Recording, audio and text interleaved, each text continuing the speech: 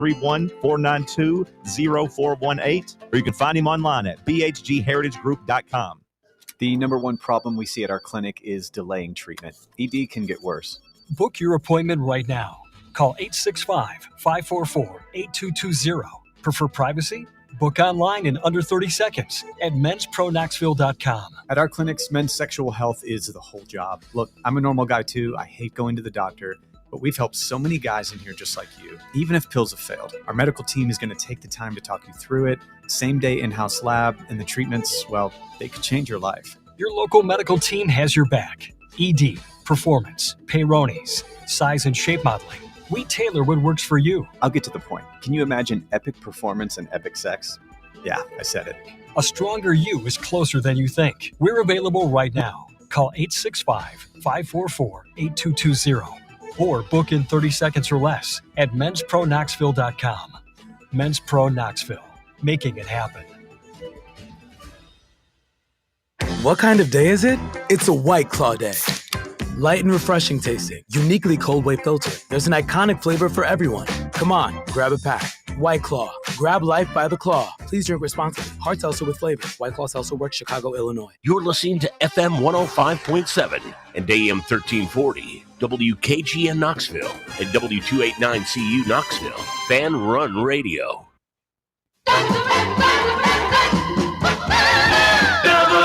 WKGN 1340. Go Balls! You're tuned in to East Tennessee's premier sports radio call-in show. This is The Drive.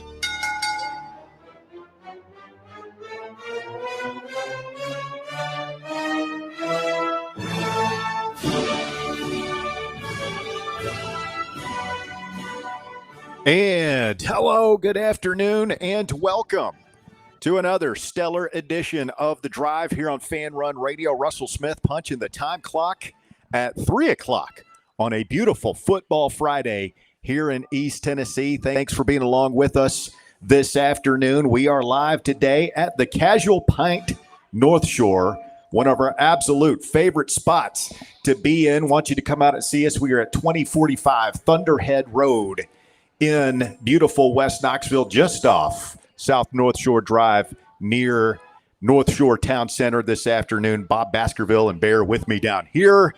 Walker Smith back in the White Claw Hard Seltzer Studios. And gentlemen, it is this is what we've been waiting on, right? I mean, it's fall. This is it. Fabulous. Leaves are starting to change. It's the first day I felt chilly in like the middle of the afternoon. Nice and cool out. Yeah, I mean, we're all donning jeans I was going to today. say, I spy Bear in long pants. That's a big step. Yeah, we don't have to deal with the glare from his legs blinding us anymore out here. So sorry, fellas. That's good. And you can come on out and see us this afternoon at the Casual Pint North Shore. Always love getting out here. This is, I think, the third time we've been out here this season, and we've had, shows out here, man. Haven't missed yet. We got live music coming up tonight at 6 p.m. I've got some FanRun T-shirts for you if you come out here this afternoon. We got the orange with the old school WKGN on it. If you don't have one of those, you got to come by and pick one up free for our listeners here this afternoon. And you're going to get registered to win the coveted, mysterious FanRun box, which we're giving away a week from tomorrow. Very thought exciting. Of anything else that it could have been? I've spent an unhealthy amount of time pondering, obsessing. Yeah. What, anything new? I mean, it could fit a 5-star in there. A safety. Might need one of those tomorrow. A corner, maybe. Well, come get registered for the box this afternoon as we'll be. Oh, man. He's first. Put your hair dryers away, ladies and gentlemen. Cole Vall is here. First listener to show up this afternoon. What's up, Cole Vall? Pull up a chair, my friend. He's got himself a cold beverage. We want you to join us here this afternoon as well. Try the Thanksgiving turkey sliders. Stacked with premium turkey, cranberry sauce, mashed potatoes, and gravy. Holiday happiness on a bun. Limited time only. I'm told that these are even better than they sound, Bob Baskerville. I know what I'm having for dinner after the show. Sounds pretty good. It's a toss-up between that and, hey, they still have the Flammkuchen. Yeah, they've got the Oktoberfest food as well. But no, that looks delicious. That whole concept of just everything you love about Thanksgiving and shoving it together. Man, I'm down for that. This is beautiful, man. I mean, the trees, the leaves are falling. They're changing. There's a red tree, an orange tree, a yellow tree over there. This is what it's all about, ladies and gentlemen. Would absolutely love to see you. Come on out, support the brand this afternoon. The Casual Pint North Shore, 2045 Thunderhead Road. Just hang a right at Cassie's when you're coming out west here on North Shore this afternoon. Well, guys, I got to admit, I got up this morning full of vim and vigor. I mean, I sprung out of bed. I had a great night's sleep last night. I was ready to go this morning. And for the first time all week, it's been a rough week. We had a death in the family. And then this, Alabama smoking us. And then the Vitello news. I mean, it's hit hard. It's taken a while to get past. And I got up this morning and felt really good. I was like, you know what? We're going to talk some football today on the show. We're going to talk about some of these other huge games tomorrow, like, Alabama, South Carolina, Missouri, Vanderbilt, Texas, Mississippi State, just some juicy matchups, particularly in the SEC. And I'm formulating Roger's keys to victory as I'm having my morning coffee, all that stuff. And then I looked at my phone. Mm-hmm. Oh, no. I looked at my phone, and I knew this was coming, right? Because I was tipped off last night that Tony Vitello had given an interview to the local beat writers that cover the program every day, that are at all the practices and scrimmages and games and all that stuff, which is pure class. And so I was kind of ready for it, but I wasn't ready for it, for what I read. And I just read through the entire transcript, and it hit me in the feels, and I right back to where I was on Wednesday. You got the blues again? When he left. Yeah, man. I mean, that statement was vintage Vitello, and this is why we love the guy, man. It's just pure authenticity. Right. He had some notes. You had some things he wanted to say, but he did all the pop culture references, the self-deprecation, it was just all the reasons we didn't want to see him go. See, I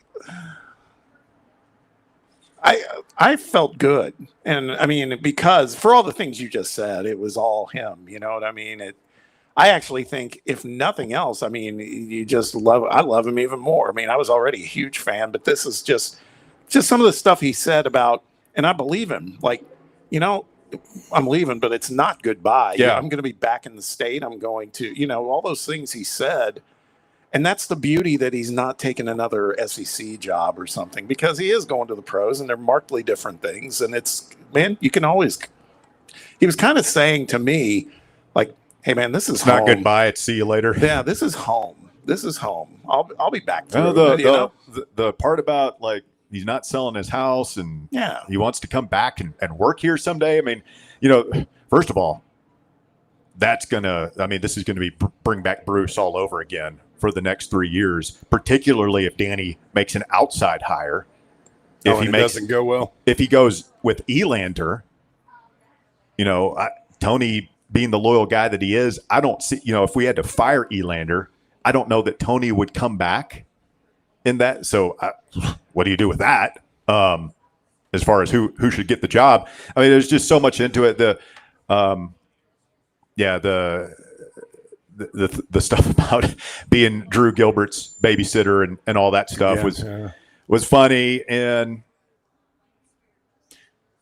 the other big takeaway was he was torn. It wasn't, I accepted the job Saturday and we were working through negotiations. It was, I didn't know what to do. And then coaches were supportive of him, almost indicating, like, if they had been supportive, that maybe he would have been more. Then I'm thinking, oh man, why didn't you guys pick up the stat? It was a lot. First thing, right back to where I was Wednesday. Yeah. It was just a shell, everything. So I don't know. I mean, I'm rooting for him to do in the league as long as he doesn't come back to college. This could still have.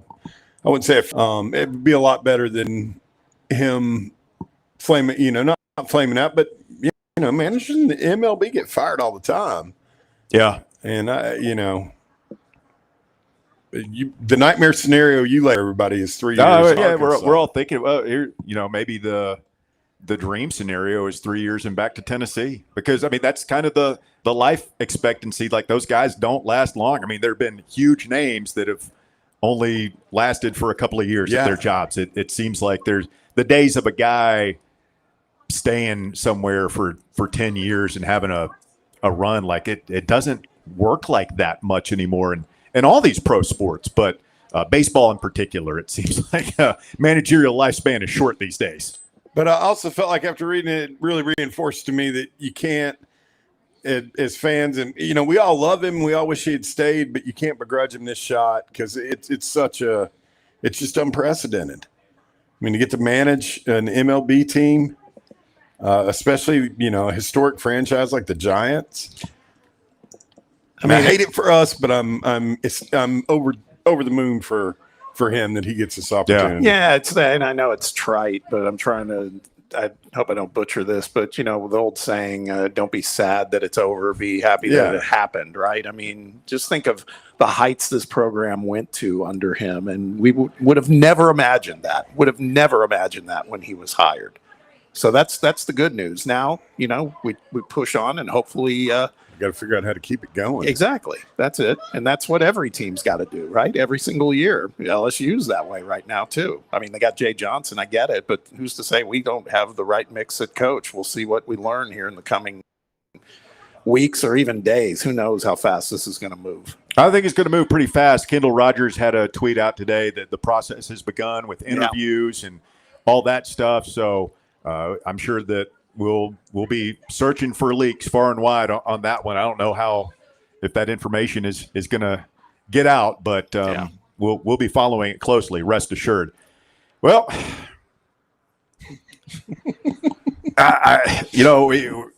we have not talked about the football game tomorrow with Kentucky much at all. That is happening. Yeah. Let's do it. For the first time this week, let's break down the game a little bit. We have to. This is Rogers' Keys to Victory on the Drive, FanRun Radio.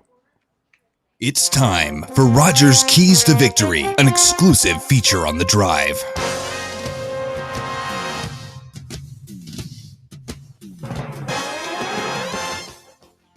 Number one, hit them in the mouth early. I think about this series in the Josh Heupel era, and it feels like we've always done that. You remember 2021, first play, Javonte Payton, 80 yards. I remember the game hadn't even flipped over from the previous game if you were watching on television at that point. The next year, 2022, you hit the deep ball to Hyatt where he got behind everybody in the dark mode. I can't remember if we hit one early on 2023. I do think we went right down the field and scored. I don't know if it was a big play. And then last year with Nico at home, I don't remember that either. I think we did score on the first possession. Usually, again, we are just in Kentucky's head the way Florida is in our head. If you can hit them with a haymaker early, they have trouble recovering. So big play early, whether it's creating a turnover defensively or a big touchdown early, I think goes a long way towards a victory tomorrow. I like that. That's a good hot start, Russell. I like it. Thank you. I'm throwing a haymaker. That's it. You're hitting them up. Number two, Bob is a former manager in business. You're familiar with the KISS principle. Mm-hmm. Keep it simple, stupid. Yes. I think that some of our inability to play a clean game this year has been, you've got 4 new starters on the offensive line. You've got a new quarterback who hasn't been here long, 3 new receivers, new running backs, like new. On the defense, a lot of new defensive linemen. The troubles in the back seven have been well documented, the new players there. So I think maybe you simplify things a little bit. Maybe it's not so much about the X's and O's as it is about the Jimmies and Joes this week. We've got better players than them. Let's accentuate that and try and take some of the mental burden off some of our young players, and hopefully that can cut down some of the mistakes, the mental errors, pre-snap penalties, things of that nature. Well, I think one of the things we spent a lot of time on baseball this week, but to use a little bit of a baseball analogy for Kentucky, it feels like what I've seen from them, particularly since Cutter Boley's come in offensively, they're kind of like Kentucky baseball. He's only thrown like three, I believe I read 3 passes that are longer than 20 yards. So it's a lot of dink and dunk. And part of that is, too, their offensive line's not very strong. So this, I feel, is like an opportunity for us, like you said. Kind of make sure you accentuate the basics, man. Go and just knock this guy on his ass, basically, and, get that going and then let the offense do their thing. I just think this is a real opportunity to kind of get right, so to speak, after what we saw last week. You kind of lead me to my third of Rogers' keys today, which is pressure Boley. I think you got to get in his face. That's been this defense's strong suit all season long. Last week against Alabama, no sacks, only 4 TFLs, season lows in both categories. You got to do better than that. And, he's going to dink and dunk. He's going to be getting rid of the ball quickly. They know we're coming after him. Once you get back there, you got to make it count. So another thing I remember from this rivalry 2 years ago, the Milton game, was they were moving the ball on us pretty consistently. And then on that last drive when we absolutely had to have the stop, Tim Banks threw caution to the wind and brought the house. And I remember on that last drive several times and created a couple of negative plays to close that thing out. I think you bring some extra guys, particularly we're not going to have Aaron Carter tomorrow, it sounds like. Yeah. I think you got to do some things to help out and make those plays go by quicker. Bring pressure. Wasn't that the Devin Leary game? Because he looked, again, we had one of those games where I'm watching going, oh my God, here we go, another quarterback. Because Leary, by and large, had kind of disappointed that year, but he came out gunning against us at least. And we finally took care of it. And finally, number 4, run the dang ball. I understand last week you can't be hard-headed about it against Alabama. They got first-round picks in their front 7. I don't think Kentucky is nearly as talented.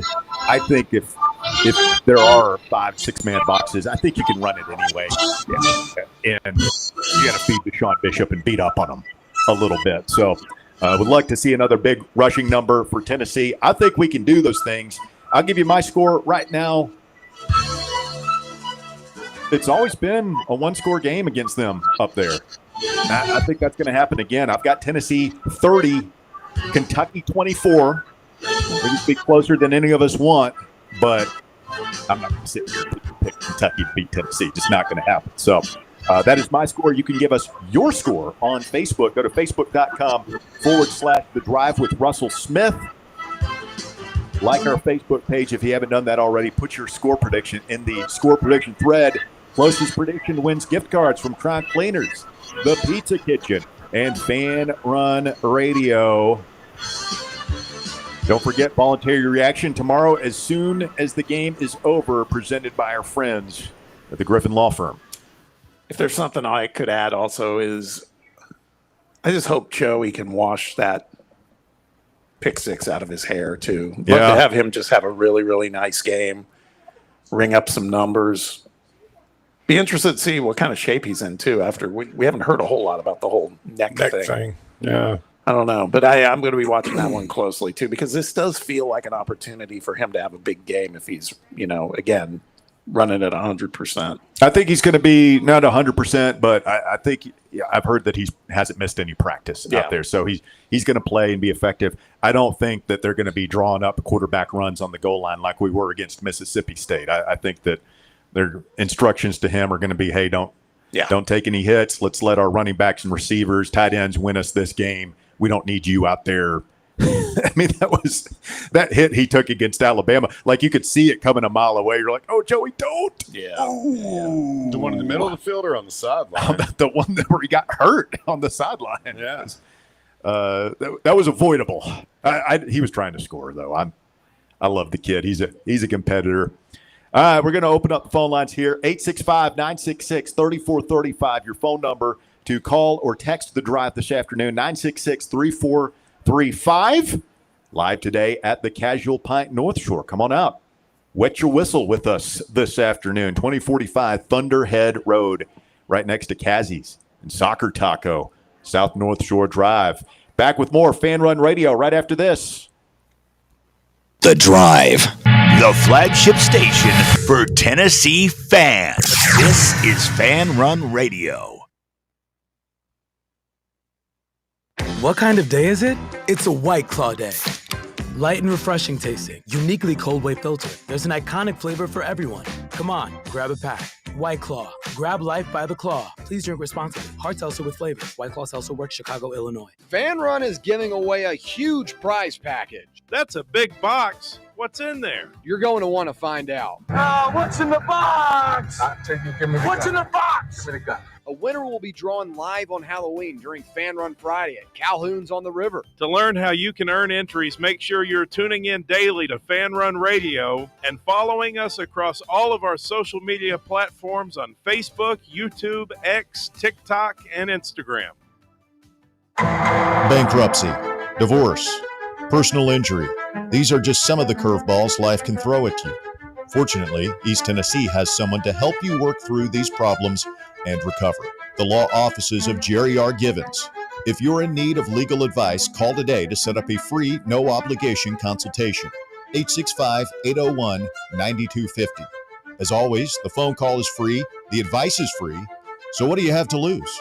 Call 865-801-9250 or go online to jrglawtn.com. That's jrglawtn.com. The law offices of Jerry R. Givens. Legal expertise you can rely on. The number one problem we see at our clinic is delaying treatment. ED can get worse. Book your appointment right now. Call 865-544-8220. Prefer privacy? Book online in under 30 seconds at menspronaknoxville.com. At our clinics, men's sexual health is the whole job. Look, I'm a normal guy too. I hate going to the doctor. But we've helped so many guys in here just like you. Even if pills have failed, our medical team is going to take the time to talk you through it. Same day in-house lab, and the treatments, well, they could change your life. Your local medical team has your back. ED, performance, Peyronie's, size and shape modeling. We tailor what works for you. I'll get to the point. Can you imagine epic performance and epic sex? Yeah, I said it. A stronger you is closer than you think. We're available right now. Call 865-544-8220. Or book in 30 seconds or less at menspronaknoxville.com. Men's Pro Knoxville, making it happen.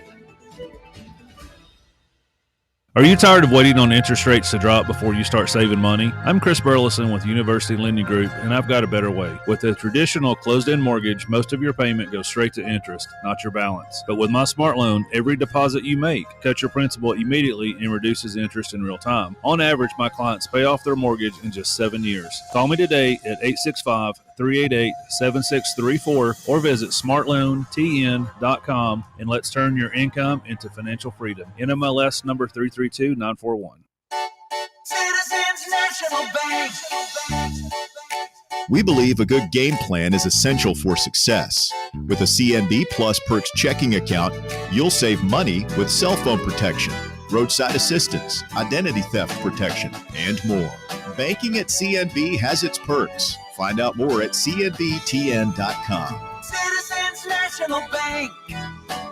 Banking never felt so good. Member FDIC.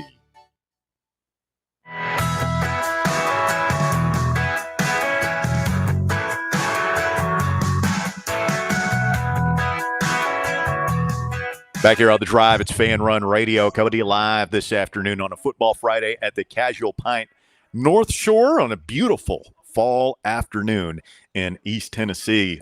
Guys, we got to get up off the mat. I mean, we've been crying in our beer all week long here, and we got a football game tomorrow. Cannot lose. I don't know if it's a must win, but it is a can't lose for Josh Heupel and the Vols. Good way to put it, man. It's coal miners. Just you cannot lose it. No, that's just not an option. There are certain things in life that are non-negotiables, right? Sure. You don't cheat on your spouse. You don't cheat on your taxes. And you don't lose to Kentucky if you're a Tennessee football coach. I mean, I don't know what else to say about it. You can come close. You can give us a heart attack, Josh Heupel, every now and then, but you don't lose that football game. And so far, he's perfect in that regard. We'll see about Vanderbilt here in a couple of weeks, but that's my read on this game. Going to be a chilly night. On the road up there, it always is. Strange things can happen. I don't know where their fan base is at. Usually we go up and get a beat writer or radio guy or somebody from the other fan base on. We have not done that this week for obvious reasons. But just everything that I've seen coming from north of the border, their fan base has kind of mailed it in. I don't know. It's checked out already? Well, it's basketball season, man. They're playing Purdue tonight. Yeah, they got an enormous exhibition tonight. I mean, that's what they're focused on. Anything you go look at, whether it's Kentucky Sports Radio, Sea of Blue, whatever, it's like that's what the focus is. And so, I mean, does that play into our hand? I mean, there's some battered Vol fan syndrome folks out there will say, well, that's just ripe for the picking. We're going to go in there and the atmosphere is going to be down and they jump on us. I just wonder how we're going to show up as far as fans, because it's short distance in relative terms, but it's a night game in Lexington. It's getting kind of cool. They are ranked dead last in the SEC. 0-4, 2-4 overall. They got there, honestly. I mean, they haven't been good.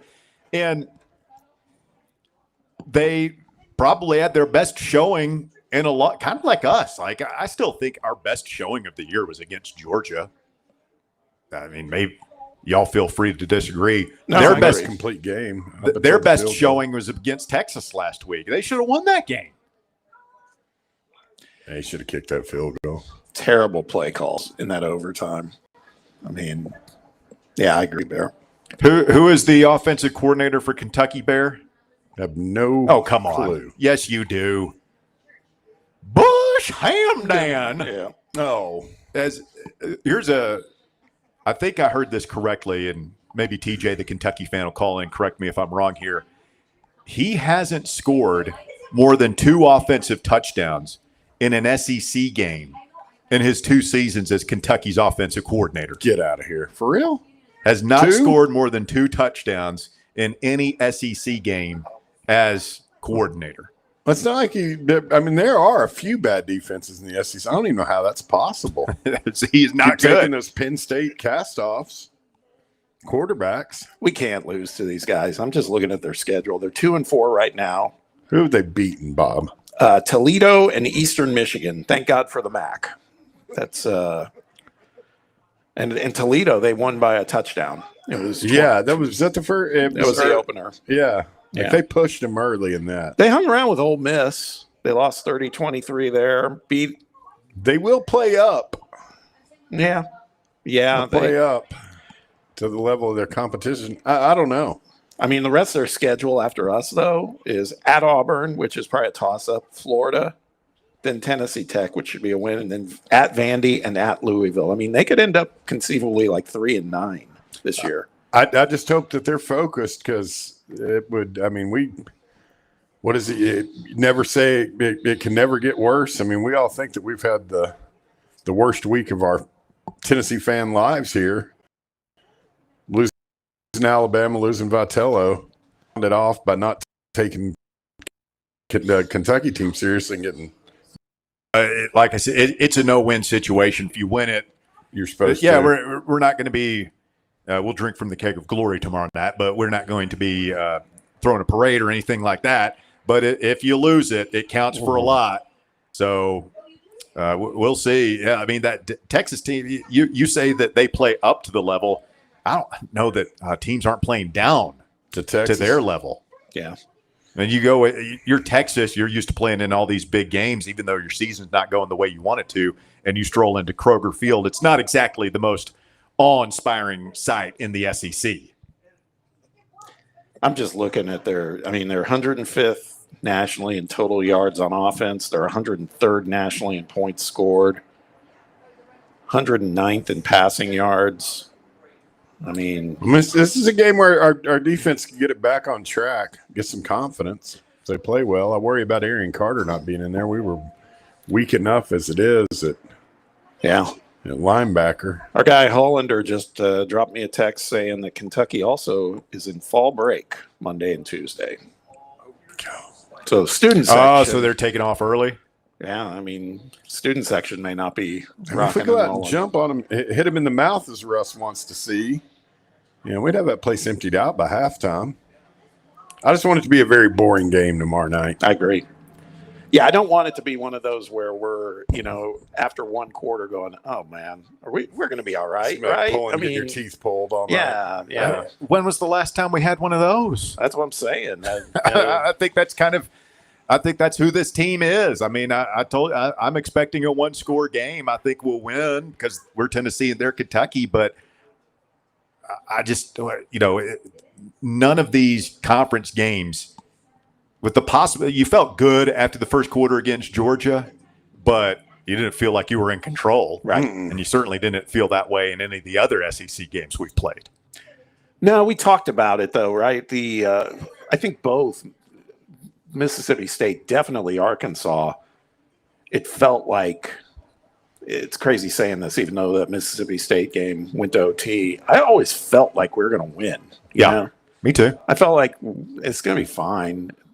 You're just going to make it maddening until I don't want to have that feeling tomorrow night. Like Bear said, I'd rather just be like, man, by halftime, it's like, yeah, this is good. I'm going to start surfing around, looking at some of the other games because we need to smoke them. Yeah.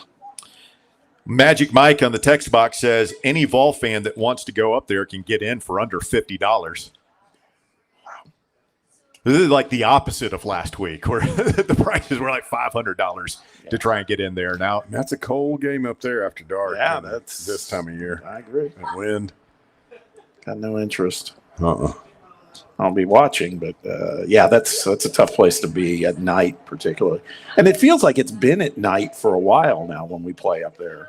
Am I right? Well, because when they're down here, we've been playing at night. Usually it's been Halloween weekend. I can't remember a day game we've played up there since the infamous receiver playing quarterback. Yeah. Matt Rourke. What was that guy's name? That was it, Matt Rourke. Yeah. The last one I can remember, period, was the Jeremy Pruitt game here in Knoxville. That doesn't count. That was one I kind of checked out on at halftime for all the wrong reasons. Yes, but now then there was the day game we had when they came in with their best team ever, and talk about hitting them in the mouth. We almost did literally. That was that was 2018. That was a really rough game. 865-966-3435. Your number if you want to get on the show this afternoon. 865-966-3435. Other games tomorrow, Ole Miss at Oklahoma. We'll get the Sheik's thoughts on some of these. If everybody's well-behaved, we'll winners later. But that's that. How does Ole Miss, respond to losing that heartbreaker to Georgia? Yeah, two programs that are feeling pretty good about themselves, I think. But also you could see this one going either way. I kind of feel like Ole Miss should go in there and beat them, but Ole Miss's offense is a lot better than Oklahoma's. And Ole Miss is also kind of like us in the fact that they have trouble taking it on the road. Mm-hmm. That must be the thoughts of the Strip because they got Oklahoma as a 5.5-point favorite over Ole Miss. Yeah. Wow. Yep. With a quarterback with a busted thumb. That's crazy, man. I think I'd be on that. Auburn is at Arkansas. Arkansas is a slight favorite at home, and you talk about the seat getting warm for the Right Reverend Hugh Freeze. Lose to Bobby Petrino on the road and see how much the temperature on your seat ratchets up a little bit. Yes, sir. Now this is the kind of game where Petrino, I could see him just playing spoiler and I don't even know it's spoiler. I mean, they're the favorite to win the game. Auburn not very good. No, I think I could see Petrino. Those guys hanging a number on Auburn. I mean, enjoy doing it, and that would be the end. I think for Hugh. I don't think he makes it to the end of the season if something like that happens. By the way, I feel a little different than I did at the beginning of the season, but the Nico watch. How many points do you think Indiana is going to score on UCLA? Oh man, tomorrow. I don't know what's their record been since the Penn State game. They've been on a heater. They've won. Well, they won 3 in a row. They're on a 3-game winning streak. It's at the Rose Bowl. No, it's in Bloomington. Yeah, that's going to be rough. The thing that still blows me away is I feel so bad for Tim Skipper, who is the interim head coach, because you never see him. Everything's about Jerry Neuheisel. And all the videos, it looks like he's the head coach. It does. I mean, and he's done a great job calling plays and everything. He's totally reversed the fortunes of that team. They're at least competitive, but God, it's crazy. Is Nico going to play? I don't know. Last time I saw, they were carrying him off the field, and he wasn't putting any weight. Yeah, I don't know. And I think his right leg. I haven't seen an update on it, but yeah, I'm looking at their news, and they're not saying anything about Nico. So I don't know if that's good or bad. Alabama at South Carolina. That's your 3:30 ABC game tomorrow. Tide's a big favorite there. It's been hard times for Wee Man and the Gamecocks over there at South Carolina. But what do you think? Can they keep it close here? A big point spread? At least make some people some money at home? Possibly. That line is so bad. And that Bama defense is pretty stout. What's crazy is the conversation on Shane Beamer to Virginia Tech is percolating again. And I thought he said he's not interested. He loves South Carolina. He said it like 3 times emphatically in front of cameras. Well, Bob, when you're 3-4 and the Crimson Tide is coming into town and you're a 12-point dog at home, you might change your mind. Yeah, and you were a preseason, top 10 team? Yeah. And it's not like they've had a rash of injuries either. I mean, they're not good, man. It's been very surprising how bad they've been. They may have the worst O-line in the SEC. I feel like, I don't know. Sellers, every time I see them playing, Sellers is running for his life. College game day is in Nashville. For the second week in a row, they're covering a Vanderbilt game. Or not the second week in a row, but the second time in 3 or 4 weeks, they're covering Vandy. The Commodores, a 2.5-point favorite at home. Remember, they were favored to beat LSU last week at home. They did. They're favored to beat 15th ranked Mizzou at home tomorrow. I think they're going to, man. I think I think both these teams are pretty good, but I think Pavia and those guys, they've actually got some atmosphere there. Watching that game last week against LSU, I'm like, that place is rowdy. They've got a home field advantage. They also are a very physical team. I'm not used to seeing this out of Vanderbilt. They're rough. I just think Mizzou's going to get them. I was going to say, who do we want to win that game as far as what helps our cause down the line? Probably Vanderbilt if they are 9-1 coming in here, 10-1. And you are able to beat them. They'll be ranked up there. Yeah, that would be a quality win. Mizzou. On the other hand, Clark Lee is marginally more likable than Rugrat. This is going to be a tough one when you're just sitting there. Yeah. I've never pulled for Eli Drinkwitz, never will. And I've never really been very fond of Vandy. Speaking of Vandy, I saw where Derek Mason is really struggling in his second year at MTSU. I think they're like 1-5 or something. Mm-hmm. And he's still wearing that little black vest. They put that in the Vanderbilt Hall of Fame. His life jacket. He's still got his little black vest on. He's a little guy, right? Yeah. I remember one year I was at SEC Media Days. I'm checking into the Winfrey down there. And there's it's crowded in the lobby. There's a long line. And I look over, I'm at the counter, and I look over next to me, and there's Derek Mason. Sitting Vanderbilt head coach. He's checking into his hotel room like a regular person. Yeah, I mean, first of all, he's spending the night there, which most coaches, our coaches just fly in and fly out. They're there for 3 or 4 hours. But he's checking in to a hotel room. I'm like, you don't have somebody to do this for you? where you just pull up in a car and somebody walks you to your room? Like you're Going through your head, or you said that? He's sitting there waiting. No, yeah, it's going through my head. But I'm sitting there waiting. He's waiting in line for 20 minutes in this crowded hotel lobby. An SEC coach. Yeah, little bit different. Back to Kentucky for a second. Yes. We were talking about their schedule. Cole W90 on the live chat says, because remember I mentioned I was like, hey, they could finish 3-9, and that was assuming a win against Tennessee Tech. And he mentions that Tech is number 7 in the FCS polls. He said UK better watch out. How funny would it be if the Golden Eagles? I know. That'd be interesting. That wouldn't break my heart. We got to win, man. You think they'd scrape up the money to fire Stoops if he lost to I think Tech? They might do it anyway. I think it's happening. It might be end of season, but yeah, I think it's happening. There's no way. There's no way he's staying if they go 3-9 or 4-8. No way. Mississippi State. This is kind of an intriguing matchup. At home against Texas. We know how much Texas has struggled. They're a 7.5-point favorite in Starkville tomorrow. I think they win that game, but it wouldn't surprise me if it's a little bit closer. Who do you think has a better quarterback? Probably Mississippi State. Blake Shapen, yeah. There's for some reason I've kind of gone in reverse on Texas. There's something that tells me not like they're going to make the playoffs or anything. Too many players on that team. They're gonna play better. Like I could see them, what I think does Vandy go there next week to Austin? I think they do. That I think is going to be. I think I'll be look tough. ahead spot for Texas right now. Yeah. I mean, I don't know. I'm just saying that I think Texas they'll do be enough to win the game. I think I just think they're going to be a nuisance. They've their playoff ambition as far as I can tell, but I could see them still winning some games. Like you said, Russ, they got too much talent, man.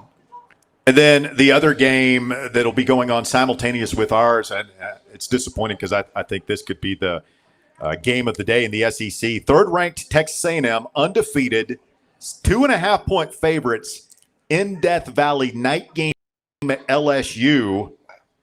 And I've been saying it for 3 weeks now. I mean it this time. Texas A&M always manages to blow a game. I don't know if this is blowing a game, and that's just a hard place to play at night, but I kind of like the Tigers in the upset tomorrow. I'm with you. I think, again, kind of fits the bill of what I was just saying about Texas. LSU's still got too many players. Their offense is so bad. It is, but I just think he get hot for a night. I don't know. Texas A&M, I've been one of the guys saying that, we all kind of sleep on them, and here they are ranked 3rd in the country. But they still haven't done that much that's impressed me. I mean, the win at Notre Dame, impressive for sure. Yeah, I think in the back of our mind, I wonder if it's because in the back of our minds we're waiting for that. We don't know when it's going to happen. Right. But we're all convinced that A&M is going to blow a game they shouldn't blow because they do it every year. Yep. Coming up, we're going to get back onto this Tennessee baseball coaching search. There are some reports out there of names that are interviewing for the UT job this afternoon, not named Josh Elander. We'll go through a couple of these for you. Stay with us. It's The Drive live this afternoon at the Casual Pint North Shore. More FanRun Radio coming up. The Drive. 105.7 FM, 1340 AM. Online at FanRunRadio.com and streaming on the free FanRun Radio app. This is FanRun Radio, Knoxville. Today, we raise a glass of Jameson Irish whiskey to the sport of football. Hear, hear! To Gaelic football, born in Ireland in 1885 in its thrilling blend of soccer, rugby and basketball. On a massive field, 15 players kick or hand pass a round ball to score points over a bar or into a net.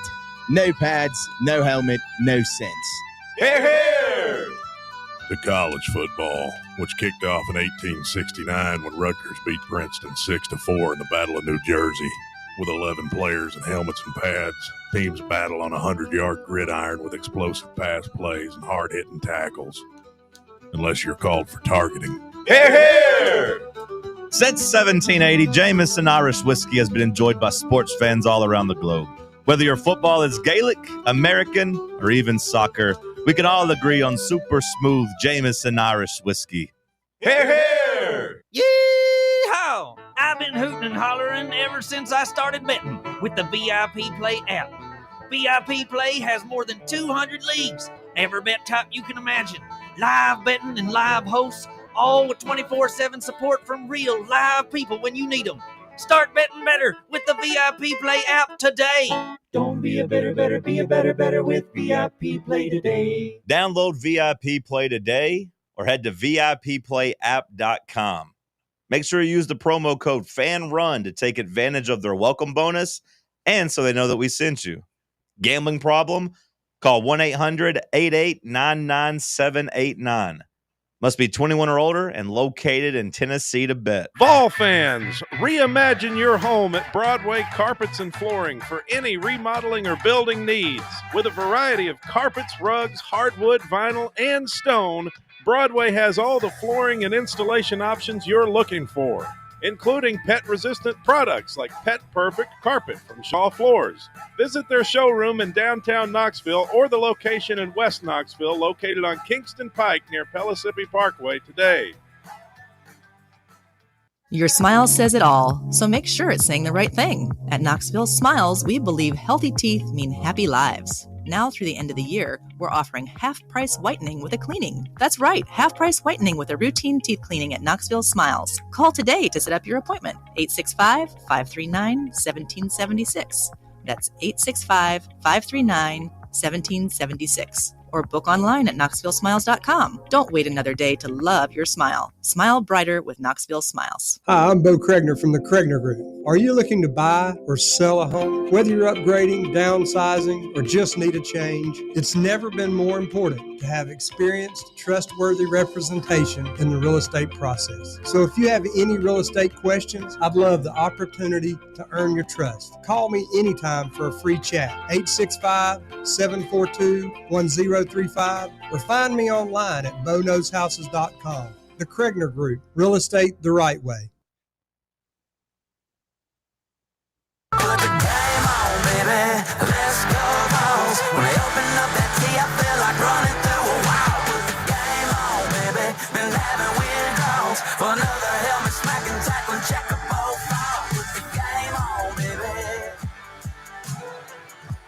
FanRun Radio, the drive continues. We are live this afternoon at the Casual Pint North Shore. Come on out, get registered to win the FanRun box. You see the garage beer bucket over there? You see that, Koval? Go and put your name, phone number in that bucket. One slip per listener. This ain't Chicago in the 1960 election. We're not stuffing the ballot box, okay? This is all on the up and up. Get registered to win the FanRun box. Over $4,000 of merchandise we're giving away a week from today at Calhoun's on the River. Come on out. Get registered. We're at 2045 Thunderhead Road, the Casual Pint. Just turn off South North Shore Drive at Kazzy's. We're back here in the blue building. Cannot miss it. So, Tennessee looking for a baseball coach. You've got Eric Kane of VolQuest reporting that they believe Coastal Carolina coach Kevin Schnall is on the interview list. Excuse me. Could be interviewing as early as today. Also hearing Tennessee has interest in Dan Fitzgerald of Kansas and Rob Vaughn at Alabama. So maybe some guys that Danny White wants to talk to. I definitely think you could get Kansas's coach. I would imagine that we offer a pay raise and a better job. Coastal Carolina, that guy's been there. Obviously, this is a step up. Rob Vaughn at Alabama is interesting to me. He's an intriguing guy because he's young. I think he's younger than Tony. And he's a guy that Tony wanted to hire here as his recruiting coordinator before Vaughn ended up getting the Maryland job. And now he's back in the SEC. And the other thing that I know it's just one instance and you can't make a hire based off this, but when he got thrown out of that game, I was going to say, against, he got a little. I kind of like that. Yeah, that was Vitello-esque. He is feisty. I agree. Well, Alabama's played really good baseball under him there. Yep. Similar to the style. I mean, if it couldn't be Elander out of those three, I think he's the most attractive name I've heard including the guy at Oregon and the guy at Louisville and everybody else. 38 years old. He's a Corpus Christi, Texas native. Played at Kansas State. Was in the White Sox organization. Former catcher. Was always attractive in a managerial guy. Was an assistant at K-State and Maryland before becoming the head coach there. Has been at Alabama for, I believe, 2 seasons now. And they went to a regional both years. Was he at Alabama when the former head coach got fired? Is that how he ended up? No, he was at Maryland. He was the head coach there, and no, they at the blew, end of that season they blew all those guys. Yeah, in a gambling scandal. Yeah, they torched those guys, and Rob Vaughn went down there. Who's the shortstop? LeBron. Yeah, fantastic player. Yep.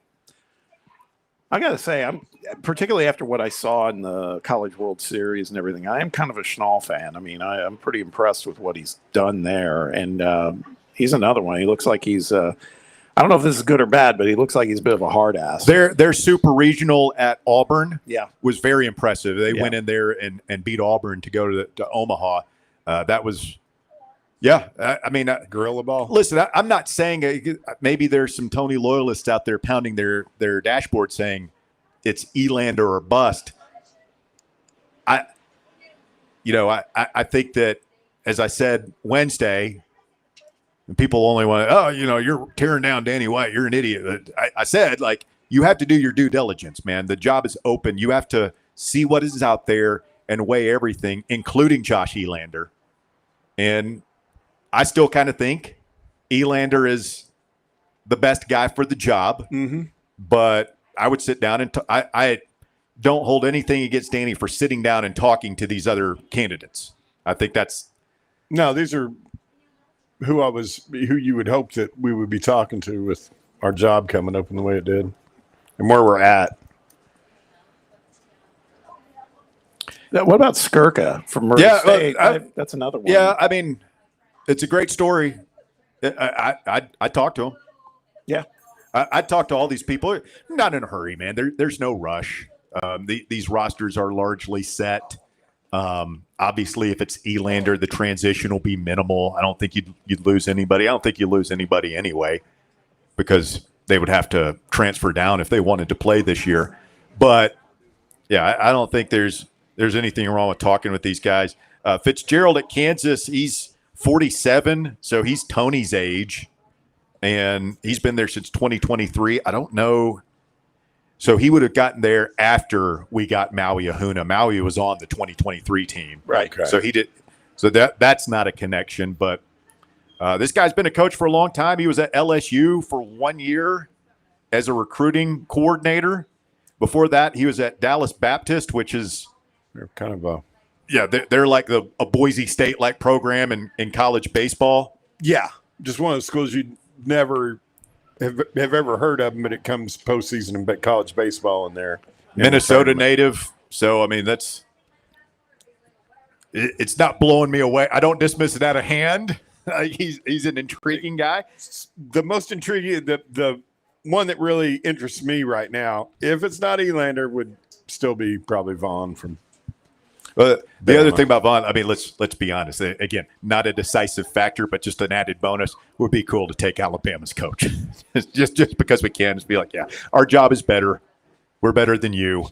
We're taking your coach. There's nothing you can do about it. And who knows? Maybe he's using it. Maybe he just gets a big raise out of this. But again, I bet a bunch of these guys will. Nothing wrong with kicking the tires there. We were. I'm jumping tracks for a second. It's still baseball, but we were talking about this before the show. That today the Knoxville Smokies announced the Orange and White game is going to be played at Covenant Health Park on November 9th. I'm going to be interested to see what the turnout is for that. You know, I'll be interested to see what the turnout is tomorrow or Sunday. Oh, for the scrimmage, they're playing that scrimmage at the Sounds Park in Nashville. Yep. UT sent out media credential requests today, and I don't know if they would have done that if all this stuff hadn't happened, I think it would have been more like the 2 or 3 people that would actually go to that to cover it would probably just show up and be but I think there's going to be media interest now, so they're treating it like an event, which is interesting. And I hope that our fans in the mid-state, that would be cool to pack that place and show love to Frank and Elander and this Give team. that bunch. Yeah, get behind them, man. Yep. Because it's hard on us, man. I mean, imagine that Ethan Moore kid or Henry Ford or Mark Hendy, some of these transfers and freshmen that came here to play for Tony Vitello. Man, they can't go anywhere now. They're stuck. Kendall Rogers' tweet from earlier today. Sometimes athletics directors say they're doing a national search and it's anything but that. But I can tell you that Tennessee Athletic Director Danny White means business on a true national search. The process and interviews externally have begun as Vol Baseball searches for a new head coach, not wasting time. I didn't think Danny was going to sit around and take the weekend off and we'll get to it. He's gonna get after it. And he said in that press conference this week that this process with Tony started weeks ago. So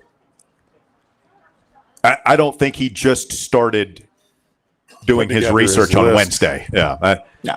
As evidenced by that, that Wasikowski guy at Oregon, his name leaking almost immediately. There's something to that. I don't know if they're going to interview him or if the interest there, but that the fact that name popped out so quickly on Wednesday tells me that they had a plan. They were already thinking about guys for a while. 865-966-3435. Quick timeout. Hour number 2 of the drive. We'll go back to Walker for the top 4 at 4. Coming up next right here on FanRun Radio.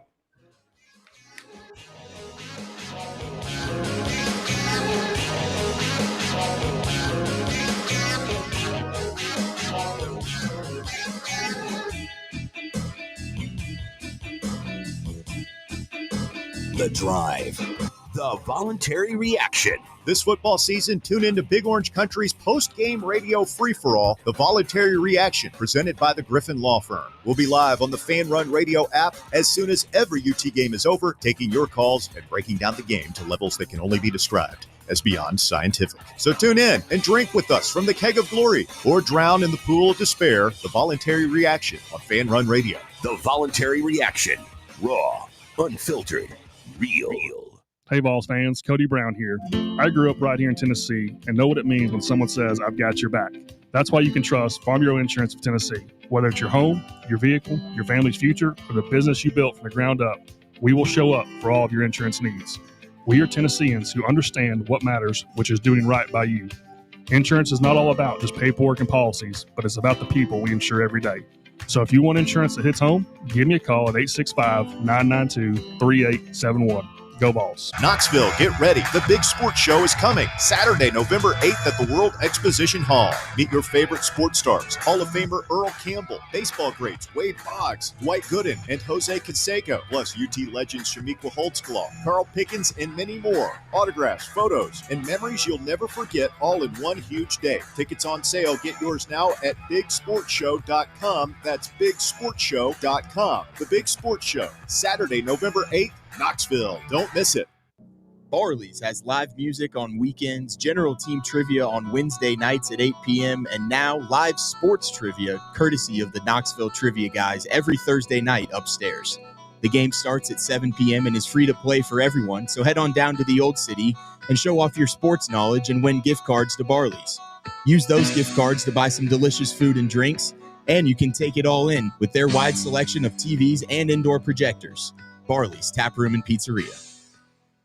In a world filled with deadlines and screens, sometimes we forget the simple joys of life, days filled with special moments.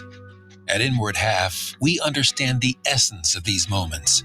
Feel the difference between our breathable fabrics and flexible apparel as you disconnect from the hustle and bustle and reconnect with what truly matters. Inward Half. Simple luxury for on and off the course. Ready to launch your career? Axle Logistics is a leading third-party logistics company where excellence is an energy. With an award-winning culture, Axle proves that positive outcomes come from a positive environment and a work hard, play hard mentality. At Axle, the drive for success is infectious. And with an uncapped commission structure, hard work isn't just noticed, it's rewarded.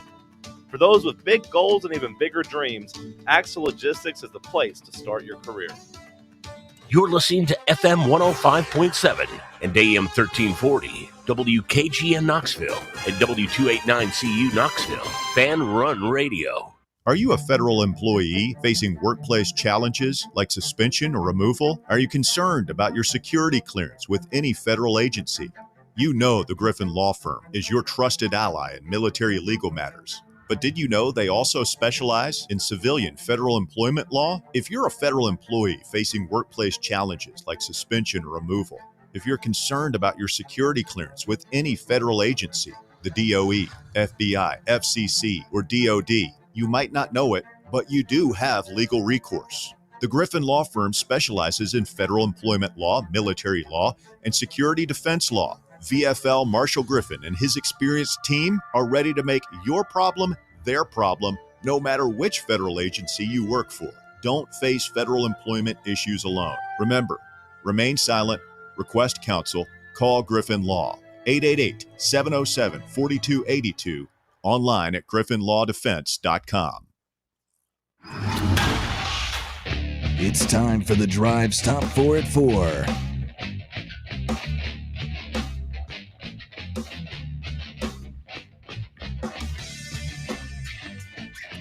Hour number 2 of the drive underway. FanRun Radio coming to you live this afternoon from the Casual Pint North Show. Come on out, see us. Roberto has left the building. Magic Mike was here at one point. Koval is here. I want one of you guys to – when is somebody going to try – oh, there they are. When is somebody going to try the Thanksgiving sliders? Is Mike getting them? Magic Mike is going to try the Thanksgiving sliders. Oh, man, those look fantastic. I know what I'm having for dinner. Walker Smith standing by in the White Claw Hard Seltzer Studios with today's Top 4 at 4. Hit it, Walker. Thanks, Russ. At number 1, Tennessee baseball coach Tony Vitello, who accepted the job to manage the San Francisco Giants on Wednesday, issued a departure from Knoxville. He said, quote, "There was no decision made whatsoever on Saturday. It occurred slowly the next day, more intensely the next day, and then the following day. I did not make a decision until Wednesday. I didn't feel I had all the boxes checked to go one way or the other until that point." Yeah, that's, to me, the part that hurts is that it sounds like he was vacillating. And up to the very end. I was just telling Roberto, the one question I'll always have in my mind, yeah, it's Major League Baseball. I get that, and maybe that's all it was. But it sounds like, he was thinking about this for 4 or 5 days, and our athletics director never went to him in person. Tony, what can we do? I know you and I have had our differences. Like, you're Tony Vitello. We don't want you. If there's anything we can do to keep you from walking out that door, let me know what it is, man. Let me know what it is. Let's bury the hatchet. Yeah, you are Tennessee baseball, man. We don't, and that obviously did not happen. And to me, it's wild. I won't call it one who didn't. I won't call it a dereliction of duty, but it's pretty darn close. But literally, probably the only person in town that didn't beg him to stay. Yeah, his boss, his direct supervisor. I don't know, man. I don't know. It's water under the bridge at this point, obviously, but this is going to be the new.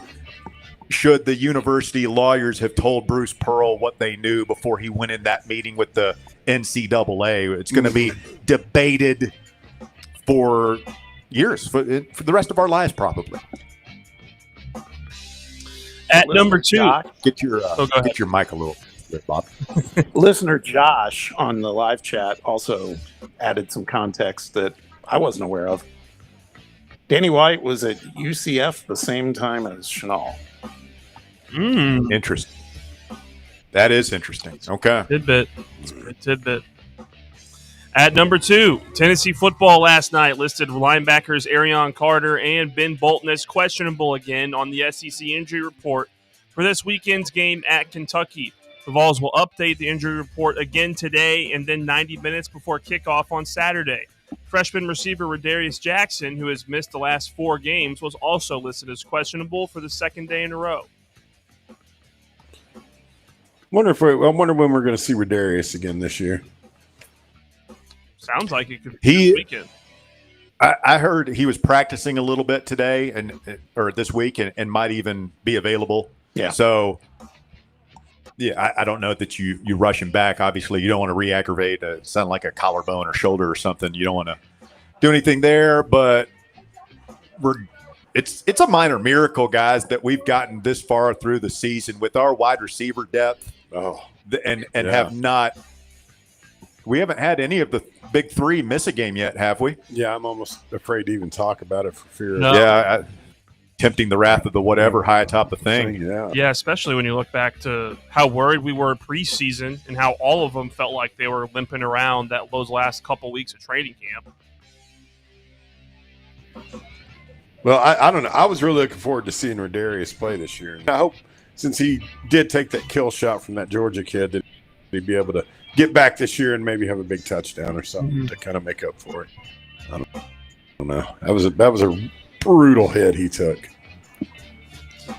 At number 3, the New York Giants, coach Brian Daboll and running back Cam Scatteraboo have all been fined stemming from violations of the concussion protocol surrounding an evaluation of rookie QB Jackson Dart during their Week 6 game.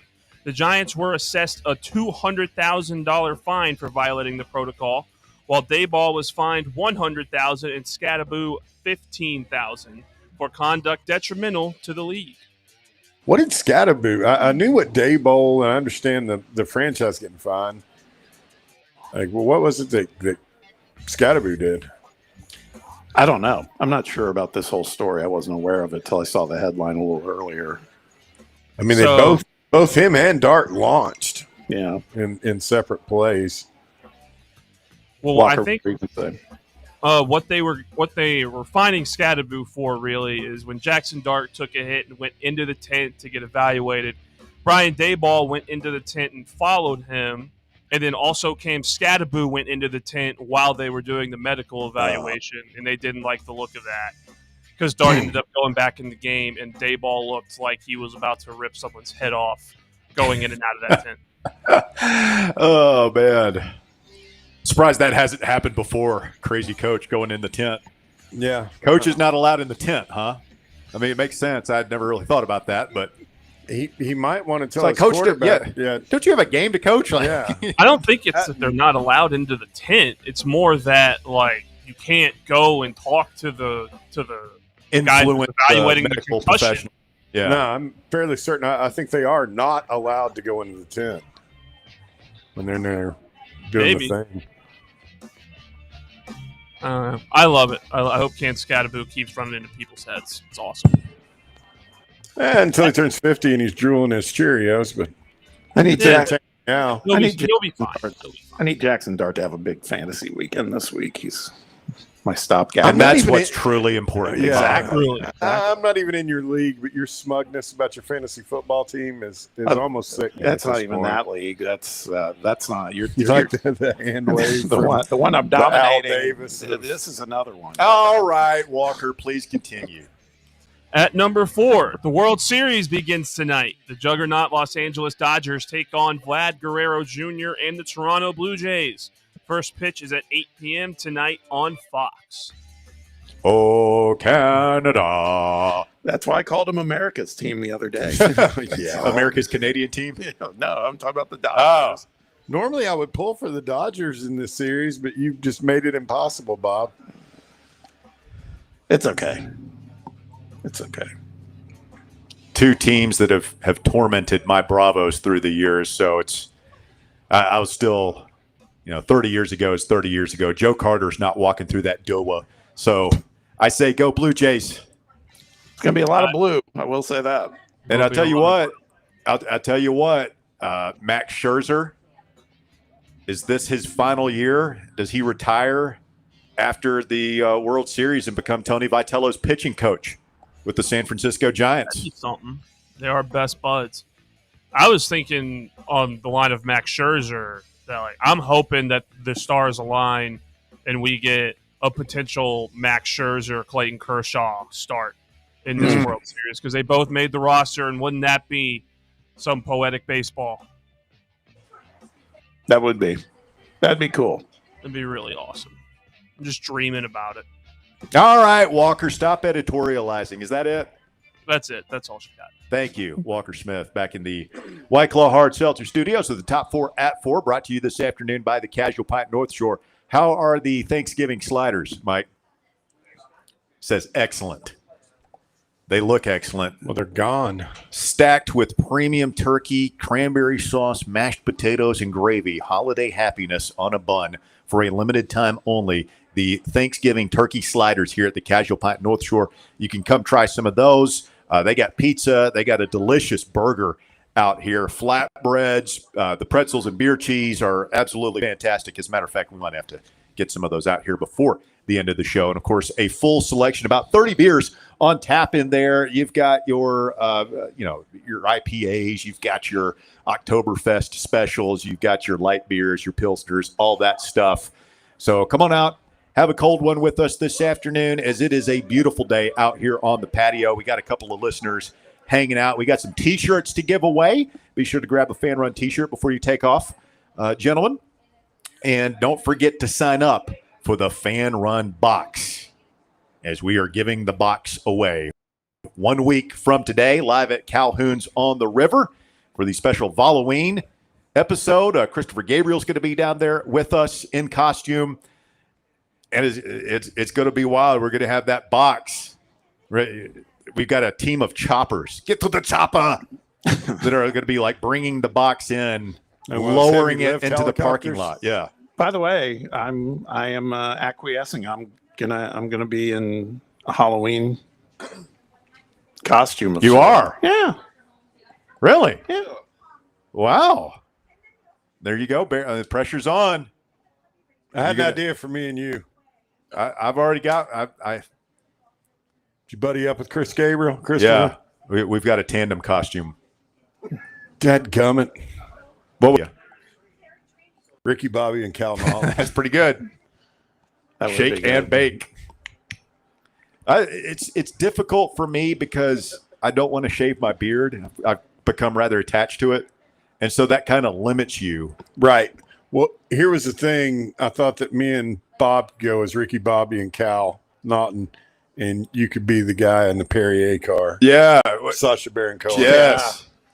Yeah. God, that was what a movie. But then honest to God, I did look to try and find where we come up with like those racing suits those guys wear. Oh, I'm sure you could get, a cheap version of it at Spirit Halloween or something. Yeah. Mine's pretty simple. That's all I'm going to say. So, because I'm not going into full, like head to toe regalia and all that stuff, but it'll be a Halloween costume. All right. Well, Russell embraces this. Oh, I know. A lot of people do. Be sure to come out and see us. Officer Stadenko. Sergeant Rusty Stadenko is a good one. I mean, I don't just dress up, Bob. I'm in character. Oh, wow. Well, I'm kind of like Daniel Day-Lewis. It's a method acting kind of thing. I was going to say Heath Ledger, Philip Seymour Hoffman, Russell Smith. Clinical schizophrenics do that. Bill Duffman was a good one. Bill Duffman. Yeah. You remember that? Bill Duffman? Yeah, I remember the outfit. Then you came as the when we were horrible at everything during the troubles. You came in the orange jumpsuit. Vol fan that was. Oh yeah. It was a prisoner of Vol Tennessee athletics. Yeah, that was awful. Let's get Jesse in Nashville in here with us. Jesse, you're on the drive, FanRun Radio. How's it going, fellas? Going well. How are you, sir? Doing well. Y'all talking about crazy costumes. That I feel like there's going to be a lot of people reacting like Heath Ledger and the Joker if Danny White doesn't get this hire right. I do think it's interesting he floated that those names have come out today, because even though I'm going to say it again, would have no problem and hope they give it to Elander so we can continue the thing. You start the Vaughn guy, that immediately piqued my interest. You know what I mean? I tell you, this guy Schnall at Coastal Carolina. Somebody sent me I forgot about this. You remember when Kevin O'Sullivan had his run-in with the umpires? Yes. I think that was at Coastal, or it was somewhere up there. And Schnall had a fiery response, or he was kind of getting into it with everybody. Well, he's the one got ejected first inning in the College That's World right. Series, and that was crazy. But Wasn't that the second game too? Yeah. It was very. I'm not saying Tony-esque, but Tony A little Vitello bit. program. No, that's what somebody here in the text box is saying too. Again, underscored the UCF ties and then said fiery hard ass, just like Tony. He's got to recruit. I mean, that is the biggest thing. I will take a more placid demeanor, and he's got to be able to match Tony's intensity on the recruiting trail, because that's at the end of the day, it's all about Tony would be the first to tell you he's not the best game manager out there, but he's the best recruiter in college baseball. I mean, and Jesse, we won't just talk over you forever. I'm sorry. I'll say one more thing and I'm going to shut up. Is the other thing too, and this goes back to what we were hearing the other day about, hey, everybody's complaining about the money. Look at how we recruited. And that's true. But to your point, Russ, I mean, Tony got a reputation as a kingmaker. I mean, that's the whole thing. It's like a lot of those players, money always matters in this day and age. But I think some of these players were like, man, I get to go play for that guy. And look at all the guys he's putting into the big leagues. That's what I want to do. And so to your point, that is going to be an incredible void to fill, whoever comes in. You got to have that skill. Yeah, that was the one stat that did jump out off that graphic with all the other SEC championships, all that first round draft picks. Yeah. Well, that, but the fact that there's going to be players that are part of a leadership team that, quote unquote, will have a say in the process. I won't hang up on baseball. It's a sensitive subject. The one thing that I don't understand, the official position from White all week, you kept hearing him say this is unprecedented. I get you got to have a search, but unprecedented means shocking, out of nowhere. Obviously, because this has never been done, it seems like there's an exception to make. Oh my goodness, this happened and it's not really ever happened before. I think I mentioned it earlier this week. I think Elander's still the unifying pick. With that said, on to football. I was talking about it with some folks. We may drive up here from Nashville to the game for tomorrow. But my takeaway is this feels like it should be a get-right game for Brazel. Seems like, and not to his fault, it seems like we have not gone after him hard enough, or not hard enough, but just with targets and everything. What I would like to see, and I think what a lot of people would like to see, is Joey Swagular still get his, 200 yards touchdown streak, keeping that going. But I think off the heels of the Alabama game, it would be criminal if Heupel doesn't run the ball 35 to 40 times at minimum. This should be the most vanilla offensive game that we could play, where it shouldn't even be we're kind of seeing even be a question. We're kind of seeing things through the same lens, Jesse. And I thank you for the phone call. Like I said in Rogers Keys, keep it simple. You don't have to get too cute here. Let's let the guys go out there and play fast and run the offense. Yeah, and run the ball, man. Yeah. And go right at them. We got better players. Let's get Matty Ice in here, and then we're going to go visit with the Cookie Man, Logan Quinton. We'll talk about the Friday Night Lights with him, and I know he wants to talk about Tony Vitello and what's next for Tennessee baseball as well. Matty Ice, go ahead. You talked about Joey's neck. Russell, I am saddened to inform Joey is a neck pillow wearer. He got on the best in a neck pillow, so I'm not sure how to take of that. A neck pillow? Yeah, the neck pillow you wear when you get on an airplane. Yeah, kind of the ring, you know. Are you knocking neck pillow wearers? Unfortunately, I am, Bear, and I apologize if you are a neck pillow wearer to the airport. I'm new to it, but it's a pretty. I'm with you. Like it's never. I think we've all worn the neck pillow. It's kind of neat at first, but to me, I've always I couldn't wear this for 3 hours. That's kind of ridiculous. But that being said, Matty Ice, I'm not going to judge our quarterback just because he happens to be a little bit different and like the neck pillow. That doesn't have any bearing on what we're about to see tomorrow. I mean, Matty Ice, let's let Pierre, try and ram his forearm through the back of your neck. Oh, at full speed and see if you need a neck pillow. I don't like how you're throwing off on our guy. Hey, I won't harp on him too much. I know you got to get to Logan. Hey, Bob, with Sunday's matchup coming up here against Duke, I'm really interested to hear what your opinion is on what the starting five. Now, I know it probably doesn't mean much in November, but I am interested to see where you think a guy like Ethan Berg and Evans play as far as our starting five goes. I'm really interested to hear what your thoughts on who will be the shooting guard that starts the year and who finishes by the end of the year. Have a great day, boys, and as always, go Vols. Thank you. Thank you, Matthew. I still am of the mind. I believe that Barnes puts a lot of faith into someone who's got some, miles on the tires, at least at the beginning of the season. So I don't think this will be the guy as the season wears on, but I think at the beginning it's going to be Amari Abrams. I think he'll be the starting two guard, and that scares the hell out of me because I've seen his shot. It's not great. Jeez. But wow. But I think that'll be the guy. I think it's Jacoby, him, Felix, obviously Berg. Nate. Yeah. Huh? Berg. I don't I've been hearing they've maybe more good things about him. I still think it'll be interesting to see where Estrella nets out if he starts on Sunday. Because I was going to say Felix. Is he and going to be JP. good to go? I don't know. I mean, it's hard to tell. I mean, it's what I've heard. It's pretty frustrating. He gets hurt a lot. So, but Amen, Felix, JP, Amari, and Jacoby. That's what I think would be the starting five, at least to start. But I don't think that's where it is a couple weeks from now. I think it'll evolve. Real quick here before we go to our break, just wanted to say a special condolences to our good friend Phil, legendary sports radio caller here in East Tennessee.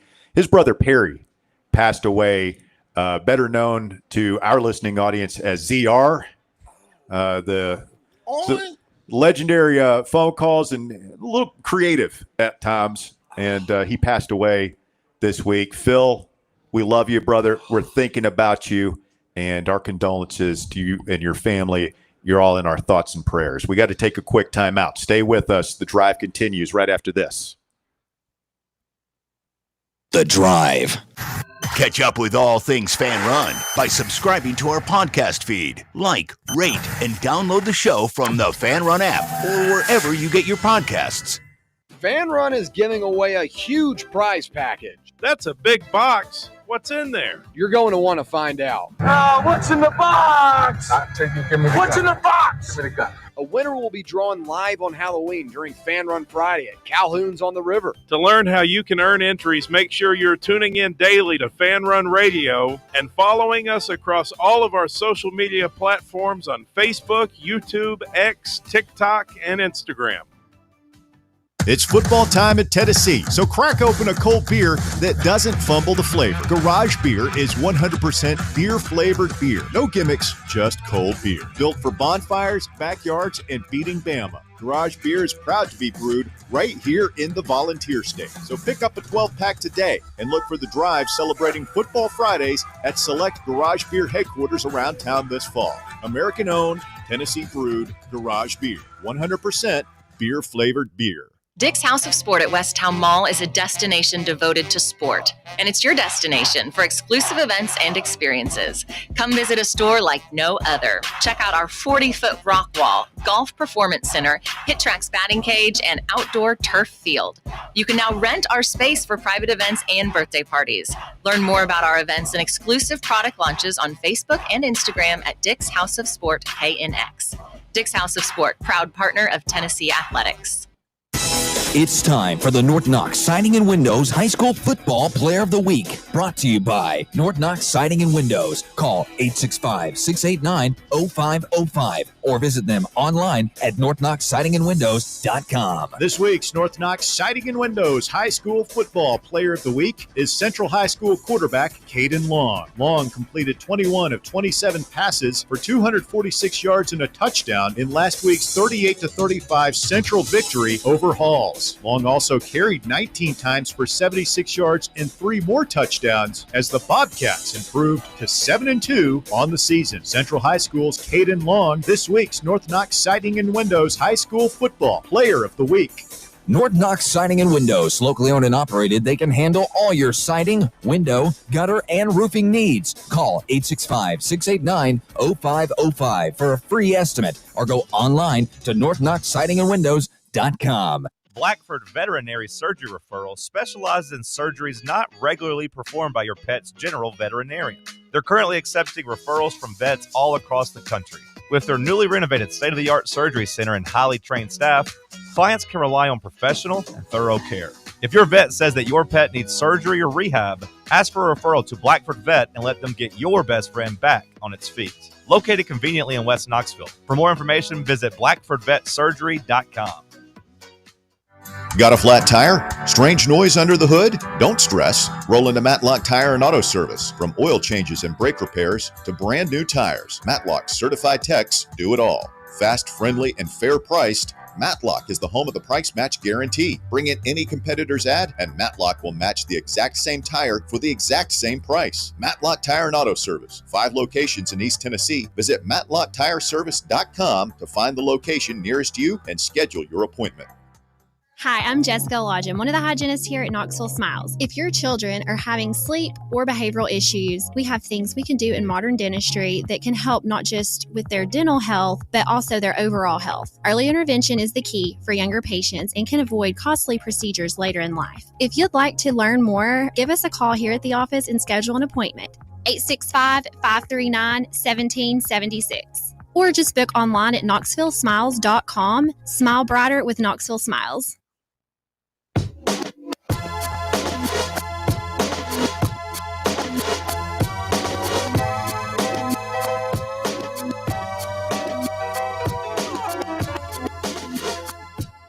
Back here on the drive, it's FanRun Radio coming to you live this afternoon from the Casual Pint North Shore. Russell Bear and Bob with you and doing the thing on a Football Friday edition of the show. Looks like we've got the Cookie Man, Logan Quinton, here with us. LQ, good afternoon. How are you, sir? Doing well. Just trying to cap off a relaxing week with no turmoil, no news stories to talk about. Just yeah, right. High school football in my sight. Oh, man. You sniffed out the sarcasm, man. Yeah, it's tough, Cookie Man. It's been a tough week, and I know, for somebody that loves baseball and loves Tennessee baseball, I don't know many people who love Tennessee baseball more than you.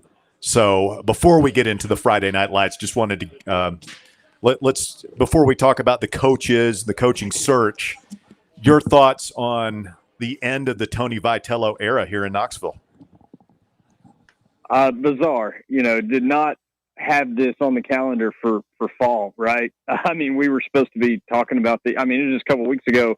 We're talking about, fall ball and what it means to Tennessee baseball. Now it became a staple to talk about the sport in the fall where football reigns supreme. And it just when I look back on it, going back a few years, I've had a different perspective. I mean, obviously it's pretty weird.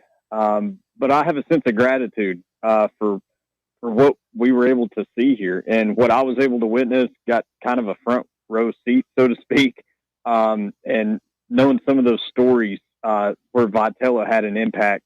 And it's genuine, man. I know he's got his haters, but I can tell you the stories that we dealt with media-wise and seeing behind the scenes, the on-record, off-record stuff.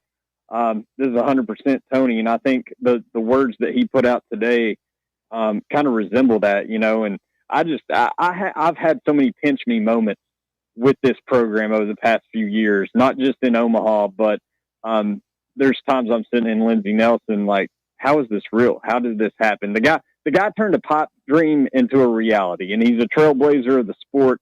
I was happy to get to watch it from the seat that I've been able to watch it from. Yeah, well said. I mean, we could talk about it all day, obviously, Logan, but already people turning their attention to who's next. Big shoes to fill. Doesn't even begin to describe the situation. Kevin Schnall at Coastal Carolina is interviewing for this job today. That's being reported by multiple local reporters right now. Your thoughts on him, Josh Elander, and some of these other names that we're hearing connected to the job? Yeah, so as far as Schnall, not too surprised that he's a name mentioned, whether it be speculation or now today, it's kind of confirmed that he has an interview set up. And I don't know, the guy just got extended. The terms aren't disclosed. I think they inked a new deal maybe week and a half ago. So interested to see what that looks like. And, I would imagine there's several other candidates. It sounds like there is. I would say that some of those names you're seeing, and you don't have to go too far over in Carolina, talking about East Carolina, Cliff Godwin, like that's not happening. I've seen that name out there. And when you think of what Tennessee baseball, what Tony built and what it means, like with the off the field stuff, with the portal, NIL, that whole deal, Cliff Godwin, the type of program he wants is the antithesis of that. Schnall would be interesting because he's Coastal Carolina through and through, played with them. He's coached he's not that old. He's still youngish, and he has coached a total of like 20 plus years for the program in a couple of different stints. So that one seems like a weird fit, but I understand the popularity and the attention he's getting because, he took over a legendary coach. Coach Gilmore dealt with some health issues the last segment of his career and obviously took Coastal. They won the whole thing several years ago and then turned the baton over to Schnall. And guess what? They were runner-up in Omaha last year. So I think there's still more to come. There's a lot that don't make sense. Talking to some national guys that cover the sport the way I do with some prospects, but that have a ton of connections nationwide in this sport. They think guys like the Oregon coach, Mark Wesanowski, that one's a weird one. I know that was like the first name mentioned. I believe Chris Lowe reported it. That's a weird one. I would imagine that's like agent connected or search firm connected because that is just not, in my opinion, not that good of a fit at all. So it's going to be interesting. Look in your own backyard, right? Like this is, I'm a little surprised at how this is developed in terms of what Danny White wants to do to fill this role.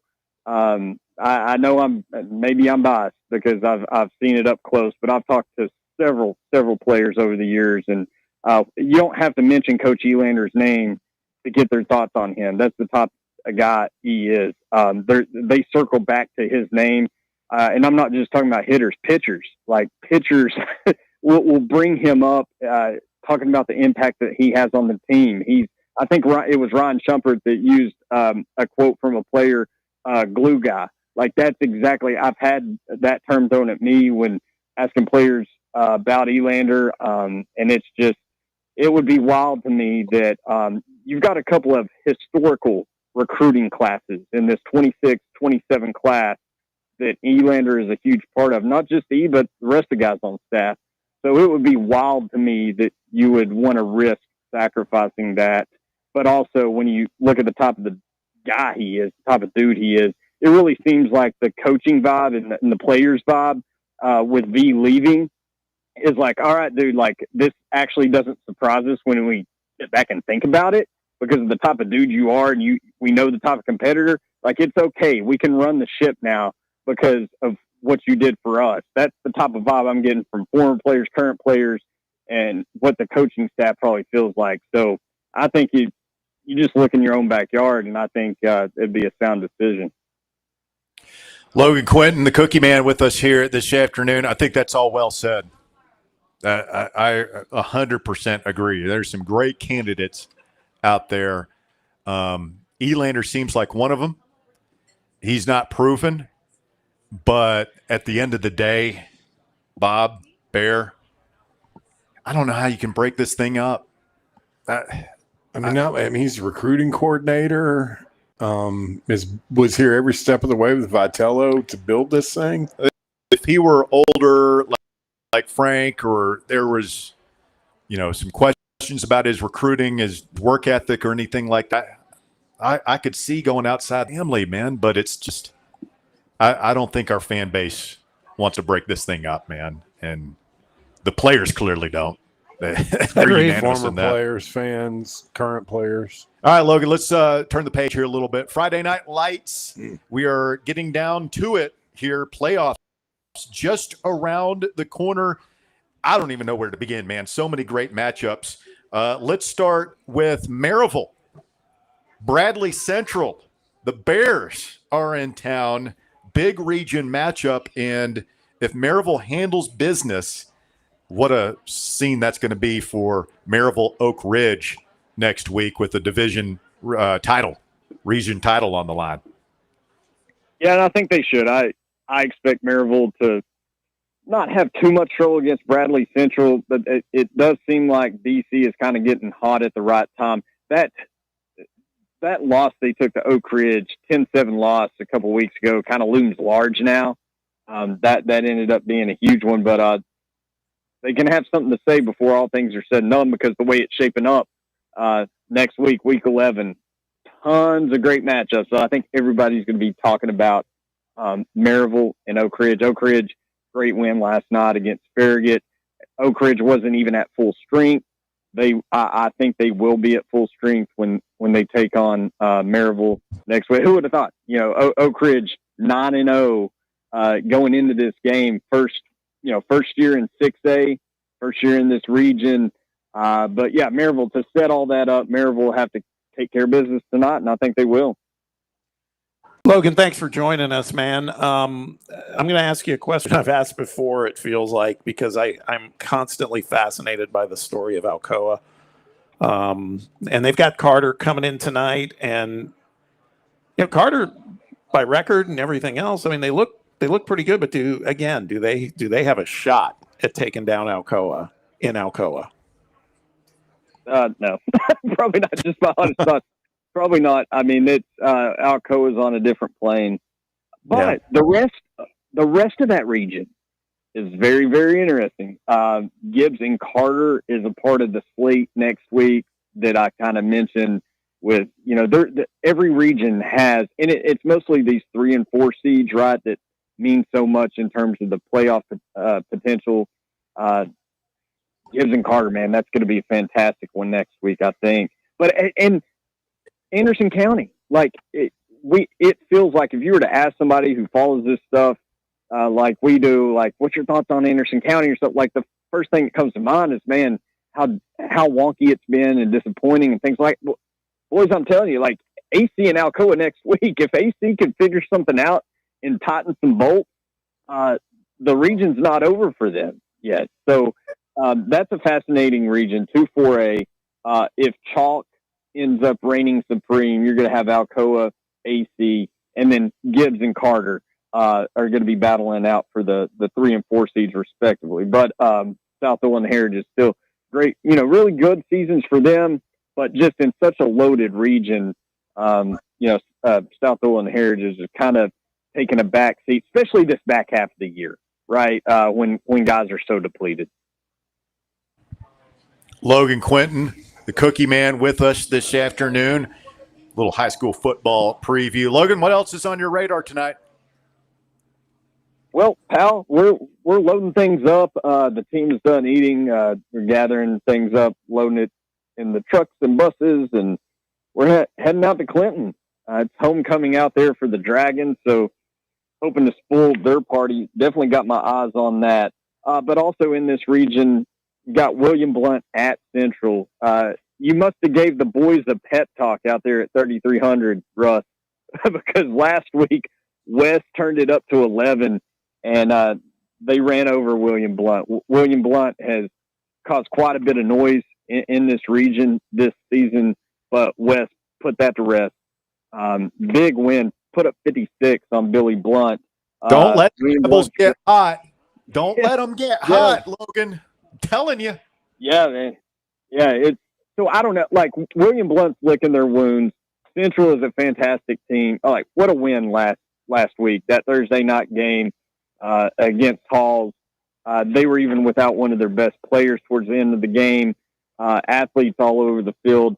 I don't think Central's going to have a problem with William Blount tonight. Hey, one I want to ask you about, and it's not about a game, but I saw the news, and I always associate these two schools with their rivalry, and that's in Loudoun County, Loudoun and Lenoir City, Battle of the Bridge.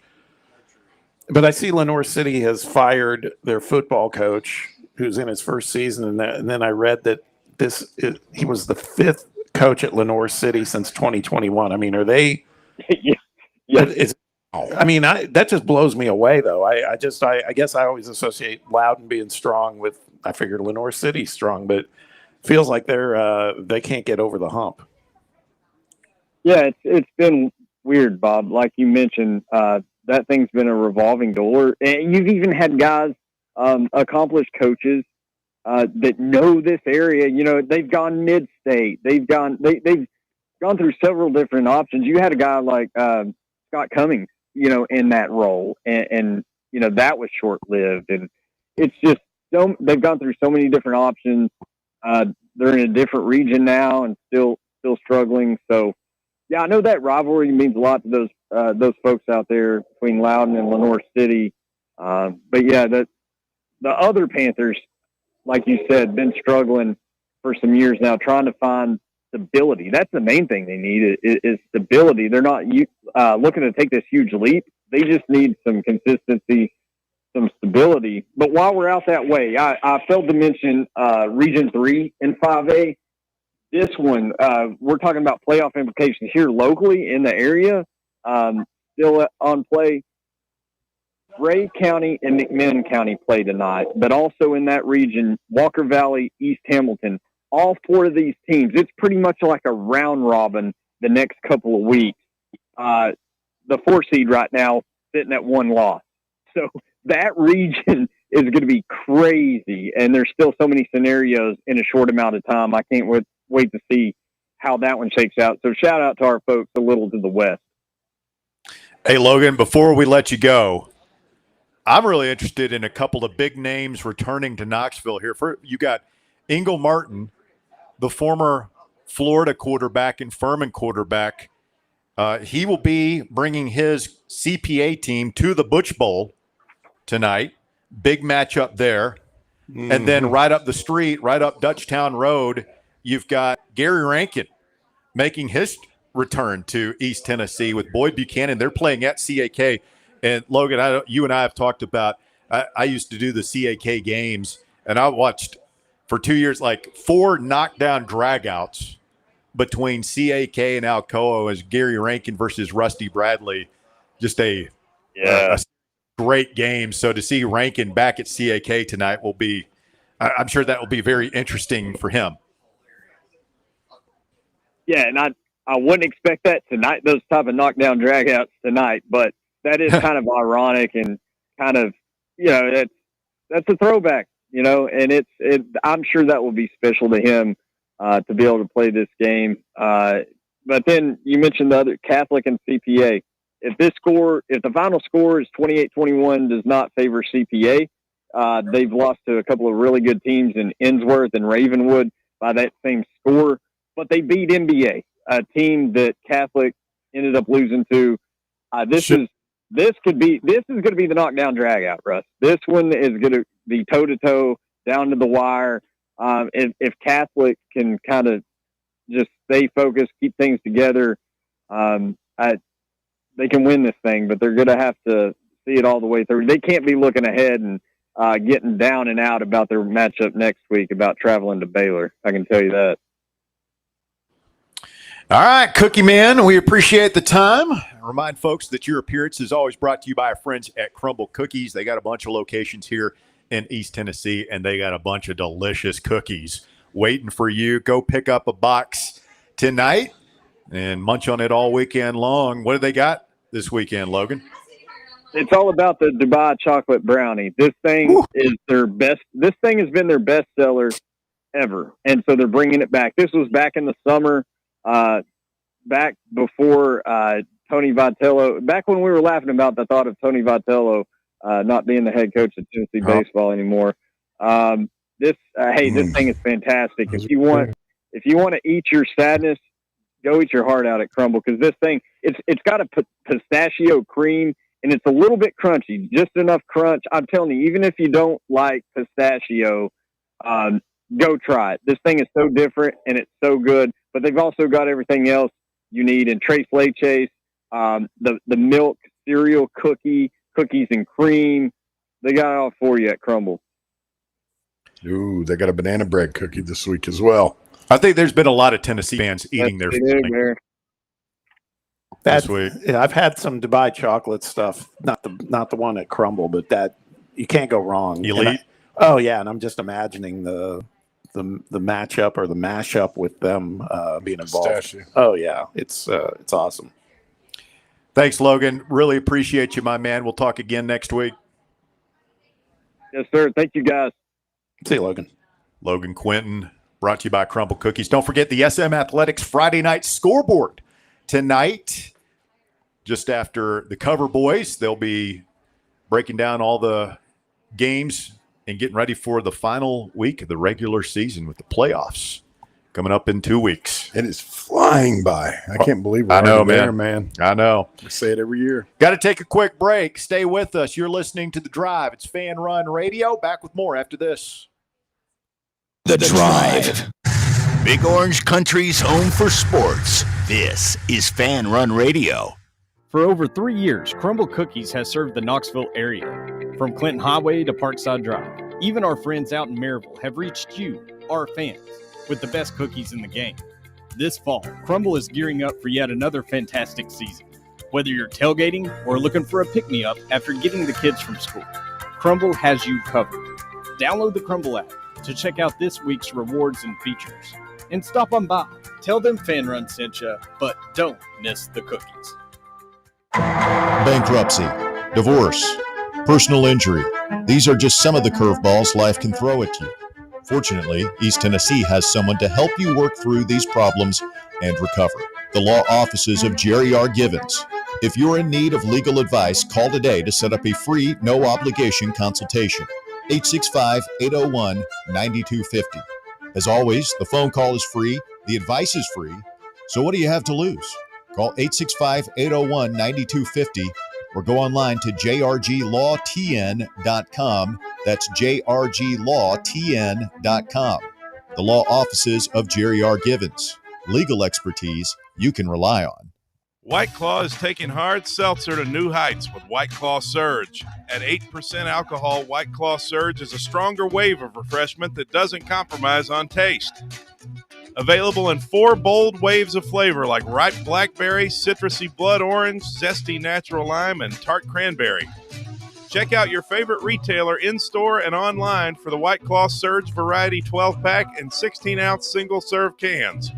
White Claw Surge. Please drink responsibly. Running a business, coaching a team, planning your next big event, you need more than just gear. You need SM Athletics and Logo Solutions. Custom uniforms, branded apparel, promotional products, done right, done fast, and built to show off your brand with pride.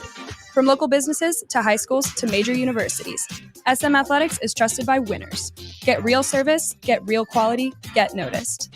SM Athletics and Logo Solutions, where your brand comes to life. Visit smathletics.com and let's build something great together.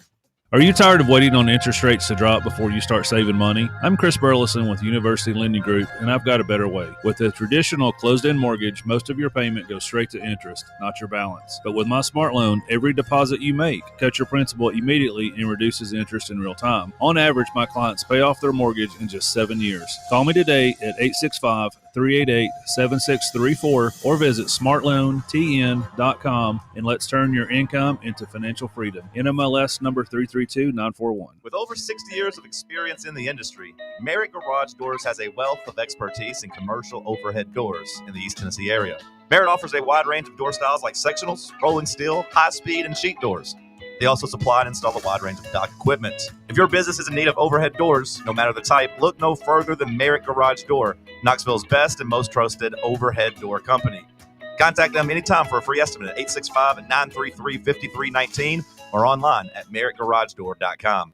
Tired of waiting for the weekend or good weather to play around? From casual to committed, Back 9 Golf has got you covered. Open to the public and offering flexible membership opportunities, they offer 24/7 access to 5 different simulators, providing cutting-edge technology, instant swing feedback, fun mini games, and a wide variety of courses to choose from. Perfect for that solo round you want after work, or swing by with food and drinks for an afternoon with friends and family. No stressful tee times, no rain delays. It's Back 9 Golf your way. Book your tee time now at theback9golf.com. Friday Night Lights are back, and that means so is the SM Athletics Friday Night Scoreboard Show. Join me, Tim Hill, a.k.a. Vols Tim 85, and my crew every Friday night starting at 9:30 p.m. Live action, live calls, and all of the biggest talking points in East Tennessee high school football. It's the Friday Night Scoreboard Show presented by SM Athletics right here on FanRun Radio, 1340 AM, the free FanRun app, and streaming live on YouTube on FanRun TV.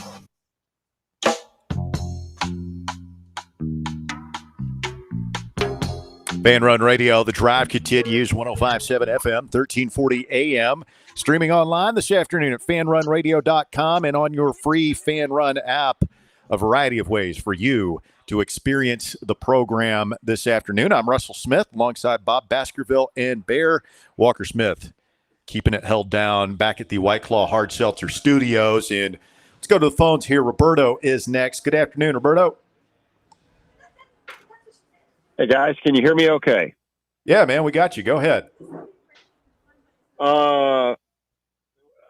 Well, I've got a few things to say, but as far as the interviewing candidates, I mean, guys, I want Elander because I want continuity. I want what the players want.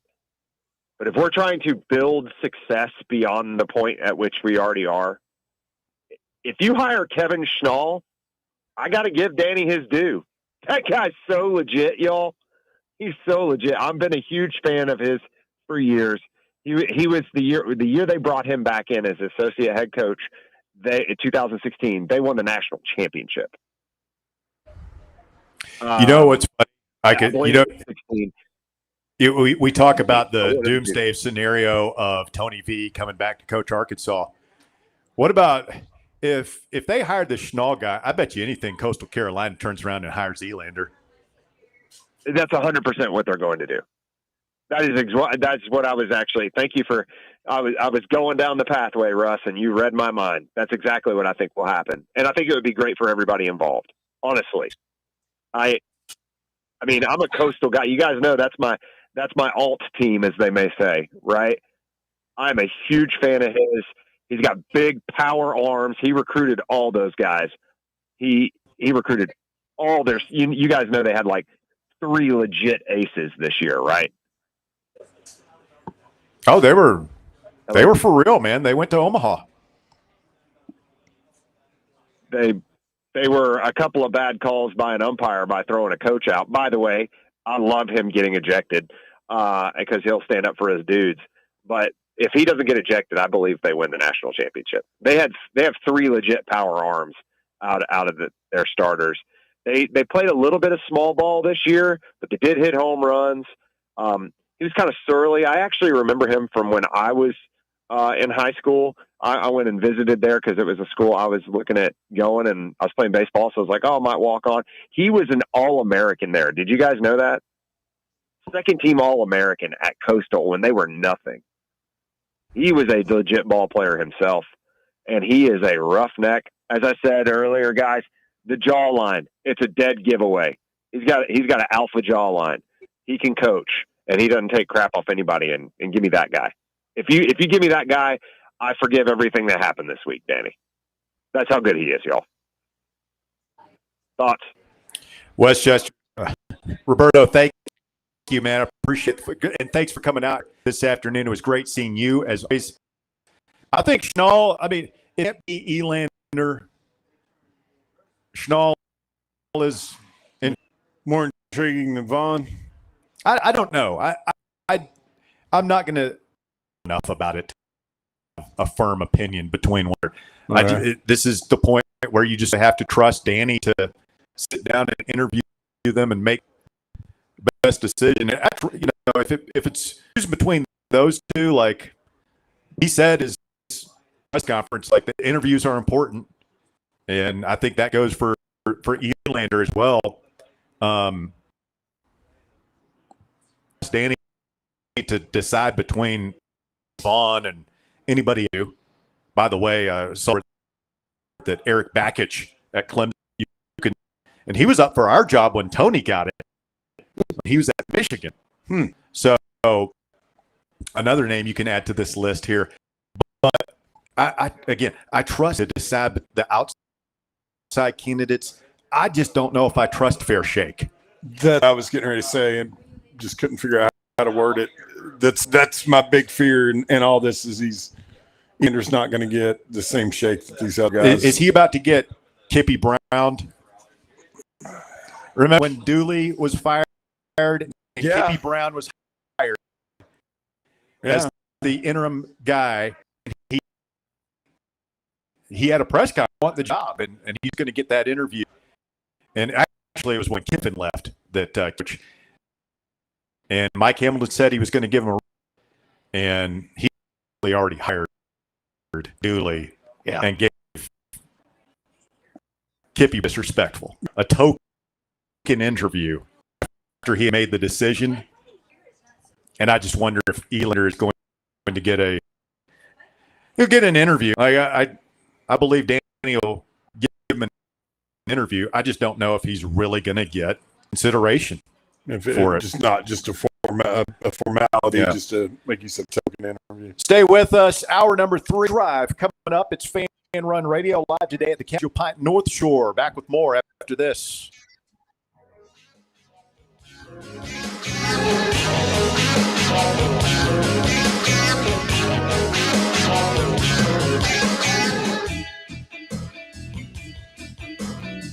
The Drive. The voluntary reaction. This football season, tune into Big Orange Country's post-game radio free-for-all, The Voluntary Reaction, presented by the Griffin Law Firm. We'll be live on the FanRun Radio app as soon as every UT game is over, taking your calls and breaking down the game to levels that can only be described as beyond scientific. So tune in and drink with us from the keg of glory or drown in the pool of despair. The Voluntary Reaction on FanRun Radio. The Voluntary Reaction. Raw, unfiltered, real. Hey Knoxville, Surfside iced tea and vodka made with real brewed tea is only 100 calories, 2 grams of sugar with no bubbles and no troubles. That's right, zero carbonation, so it's easy to sip and enjoy. Headed to a game day or party at a friend's house?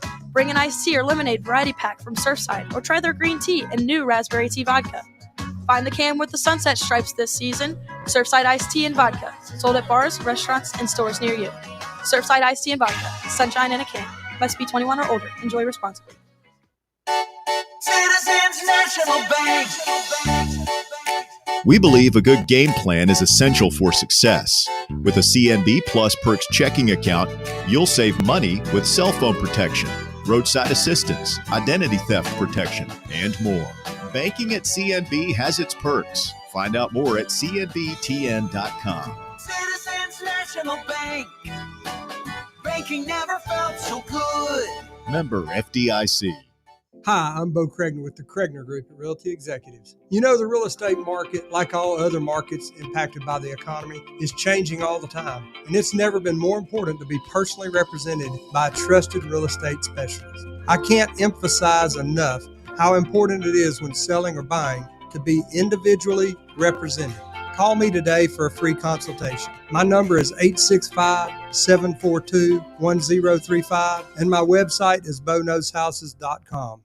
Knoxville, get ready. The big sports show is coming Saturday, November 8th at the World Exposition Hall. Meet your favorite sports stars, Hall of Famer Earl Campbell, baseball greats Wade Boggs, Dwight Gooden, and Jose Canseco, plus UT legends Shamiqua Holtzclaw, Carl Pickens, and many more. Autographs, photos, and memories you'll never forget, all in one huge day. Tickets on sale. Get yours now at bigsportshow.com. That's bigsportshow.com. The Big Sports Show, Saturday, November 8th, Knoxville. Don't miss it. At Knoxville Insurance Group, they understand the challenges many consumers face when searching for insurance coverage. That's why whether it's for you, your family, or your business, they create a coverage plan specifically for your unique needs. Knoxville Insurance Group is an independent firm, which means they aren't beholden to just one insurance company. They search multiple companies, acting as your negotiator to find you the best possible policy and price. Start a quote in minutes at KnoxvilleInsuranceGroup.com or call them today at 865-694-9788. You're listening to FM 105.7 and AM 1340, WKGN Knoxville and W289CU Knoxville, FanRun Radio. The number one problem we see at our clinic is delaying treatment. ED can get worse. Book your appointment right now. Call 865-544-8220. Prefer privacy? Book online in under 30 seconds at menspronknoxville.com. At our clinics, men's sexual health is the whole job. Look, I'm a normal guy too. I hate going to the doctor, but we've helped so many guys in here just like you. Even if pills have failed, our medical team is going to take the time to talk you through it. Same day in-house lab, and the treatments, well, they could change your life. Your local medical team has your back. ED, performance, Peyronie's, size and shape modeling. We tailor what works for you. I'll get to the point. Can you imagine epic performance and epic sex? Yeah, I said it. A stronger you is closer than you think. We're available right now. Call 865-544-8220 or book in 30 seconds or less at menspronknoxville.com. Men's Pro Knoxville, making it happen.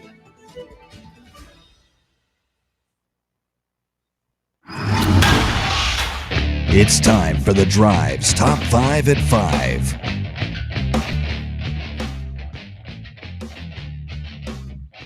Back here on The Drive, quitting to Friday. Congratulations, you have made it. Another weekend is here. Russell Smith back with you live today at the Casual Pint North Shore alongside Baird, Bob Baskerville. Walker Smith back in the White Claw Hard Seltzer Studios with today's Top 5 at 5. Hit it, Walker. Thank you. At number 1, Tennessee Athletic Director Danny White is not wasting any time in the coaching search following the departure of Tony Vitello.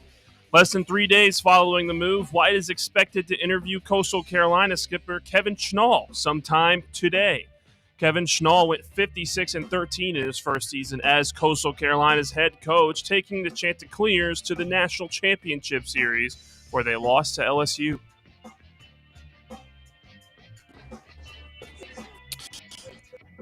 It's impressive. He's only been a head coach for one season. Give you guys any? I mean, a little bit. My whole point with Schnall is you're going to tell me why he's a better head coach. Yeah. Not. He's not Elander. So, it's going to be hard. Talking about how he wants to come back to Tennessee one day to work and do something. Yeah, that's that. You talk about Bruce. It's going to be bring back Tony. It's easier to bring him back someday if you think this is more than just a. It's easier to bring him back if it's not Elander. He's not going to want to take Elander's job. Well, that he's not going to want to take any. Yeah, unless he's coming back and to have another athletics director when that time comes. I don't think Danny would hire him back, but no. There's a lot of hypotheticals here. I think we're all on the same page, Bob.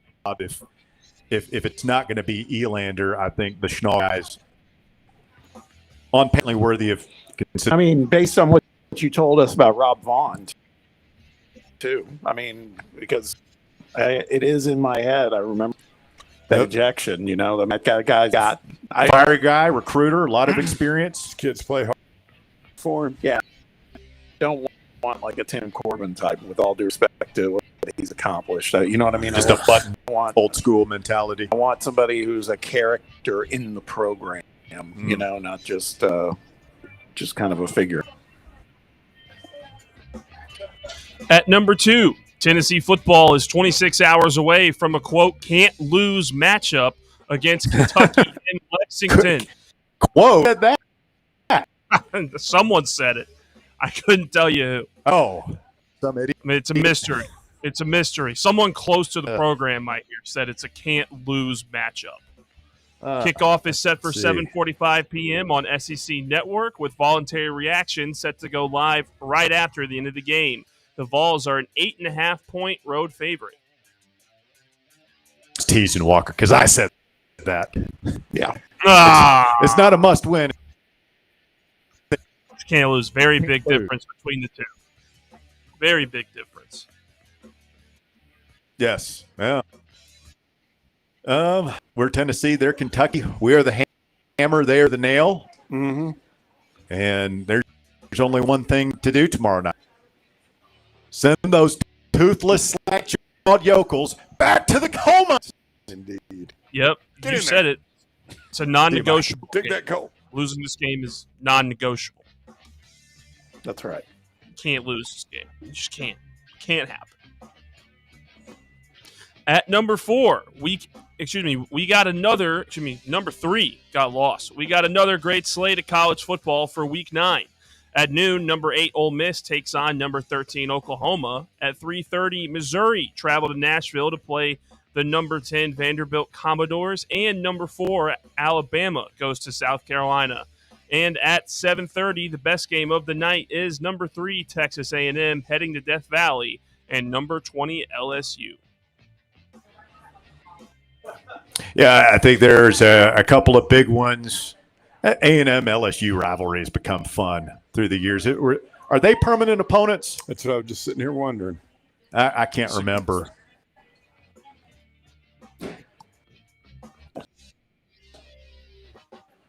Ben, the better we're talking about who our permanents are going to be. I mean, you're going to see body, pretty regularly now, so it's going to, Well, we were talking about this matchup earlier, and where are their fans at with Brian Kelly into it? Like how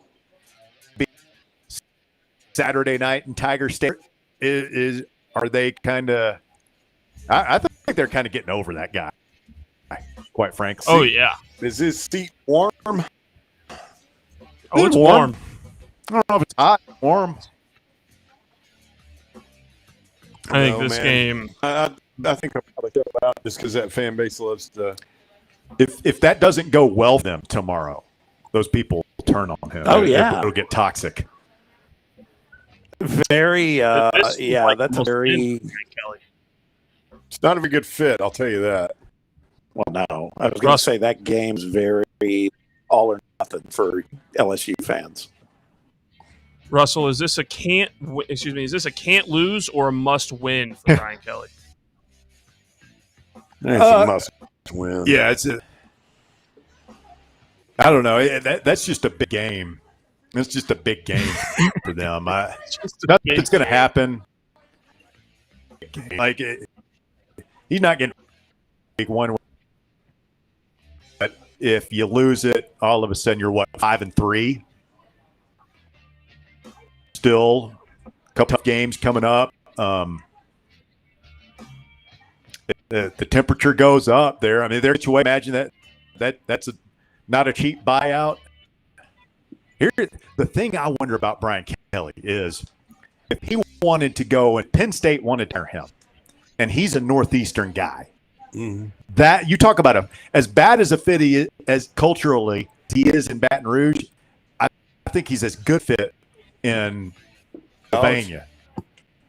And like I think there's a lot of LSU fans that's like if he wanted to go and try and win his championship there, they'd wish them well. They'd cut out or buyout. They'd just say, "Hey, go. You go ahead, and we'll start over." They'd go in that area. Lane. That's what I was sitting there. You think Lane? Yeah, Lane. There's that Florida number floating out there of what they want to. I don't know how real it is. $13.5 million a year. I really don't. I mean, if I were him, I don't know that I wouldn't just stay in Oxford, man. I don't know. We lived through a version of it this week. Sometimes the challenge might call. So. At number 4, Week 8 in the NFL continues this weekend. At 1 p.m., the Giants and Eagles play for the second time this season, and the Bears play the Ravens in Baltimore. At 4:30, the Titans take on Bob Baskerville's Colts at Lucas Oil Stadium. Finally, Sunday Night Football features Aaron Rodgers and the Pittsburgh Steelers playing the Green Bay Packers. Bob, in the face, huh? You never know. These guys open split. casket funeral. They all split every season. I wouldn't. I'll believe it when it's over. This would be one I could see the Titans winning. You never know. Oh my God! You never know. Sandbagging Baskerville. Have you watched the Titans this year? Yeah, I have. I'm just trying to because I've watched the Colts. I'm trying not to jinx. Have you seen our injury report? I'm trying to not jinx McAfee's saying the Colts are Super Bowl good, and it's like, take it easy. Not so pump the fast. brakes. Yeah. There are a lot of national people that are saying it's probably going to come down to the Colts or the Chiefs again. Yeah. Bob, do you know what the spread for this game is? How much is Indianapolis favored by? I thought I know it's double digits, right? Is it? It's either double digits. 10.5 or 14.5. And you've always told me you need double just a huge NFL. Yeah. It's 14.5. The Colts are favored by more than 2 touchdowns. I'd call that just. Yeah, we'll be all right. Yeah. I have successfully so far maneuvered my way into my fantasies face Tennessee every week except for I think one. Strategic. Raptors Walker. At number 5, doctors in Moscow were left shocked after discovering a ping pong ball lodged up a man's bum in what only can be described as a bizarre blunder gone wrong. The event unfolded in a residential block in the Russian capital when its 48-year-old manager ended up needing emergency surgery to remove the rogue ball from up his backside. Medics say the family man admitted to inserting the object himself after knocking back one too many drinks. He claimed he wasn't, quote, acting foolishly out of boredom, but simply had a ping pong ball nearby and in a moment of drunken misjudgment decided to experiment with it on himself. Luckily for him, the surgeons were able to successfully remove the foreign object from the man. Walker, did you just use the word bum? And backside. Yeah, he did. I did. B-U-M. All right. UM. Well, that's what the copy said. Huh. Okay. Thank you, Walker. I think. That is the top 5 at 5, brought to you by the Casual Pint North Shore, where we are this afternoon. Get off work, come on out and see us here. We've had a splendid afternoon out on the patio here. A little chilly. Had to go get the pullover during the top of the hour break there, but did you catch a chill a little bit. I'm ready to fire up. Let's get a fire going, man. We got a fire pit out there. Let's do some s'mores, man. Listen to this. Matter that Freddie pitcher first might be in play because I think he might be a free agent. And that the Giants have interest. But there's another guy they might be interested in the Brewers organization as well. Oh, wow. Oh, did we visit with him at Smokies Stadium a couple of weeks ago? Yep. I mean, who's their first base? Well, Devers I mean, I don't think he, But that was the whole point, is he didn't want to play first. No, when he got traded, he then said, I'll play wherever you want me. He totally changed his tune. Huh. But he had DH. I mean, so That's is what this he's just doing. we're going to get all Tony's guys? yeah, probably. I mean, but the whole thing about Burke is he's from De La Salle, and he's all, he was a high teammate with one of the science rotation, and I guarantee you, if there's the one guy he would want besides Drew Gilbert is yeah, just in terms of wonder if going he for the would- mentality. If he would just like to have, if it wouldn't be his first choice. Yeah. Angels started playing better when they see Mo up. Yeah. And then when he got dinged up and then wasn't good. I'm sure it's just chatter. But it's interesting. Yeah. We are at 2045 Thunderhead Road. If you want to put that in the Maps app, your Waze, when you to go to places. Just off South North Shore, just next to North Shore Town Center. Turn it Cassie's on North Shore there.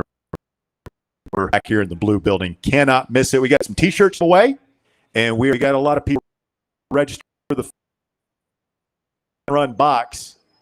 We've got a bunch of walking away from Calhoun's next week with about $4,000 in fabulous gifts and prizes. So West will swing by and to get registered for that.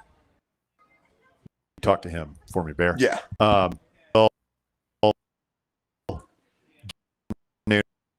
At the door. 865-966-3435. 966-3435. And Westchester.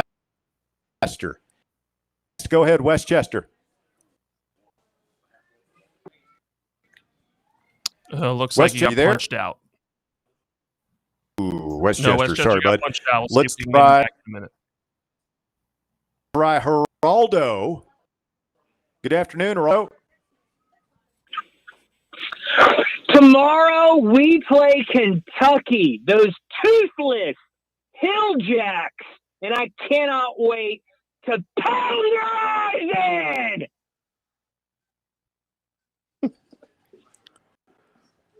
We've got some anger to take out on these Kentucky kids.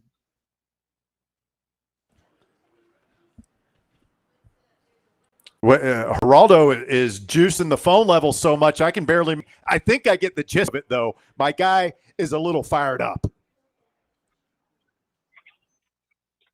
You know what, sir? I'm a little mad about last week. And then, honestly, yeah, the Tony Vitello stuff bothered me a little bit, if I'm being honest. Okay? It bothered me. But it also took away from what I think is a really important week. I see the Kentucky week as a very vital part of our football season. I, for one, love it when we play Kentucky because I love to beat them every single year. And I cannot wait to go up there and absolutely pound their stupid eyes shut.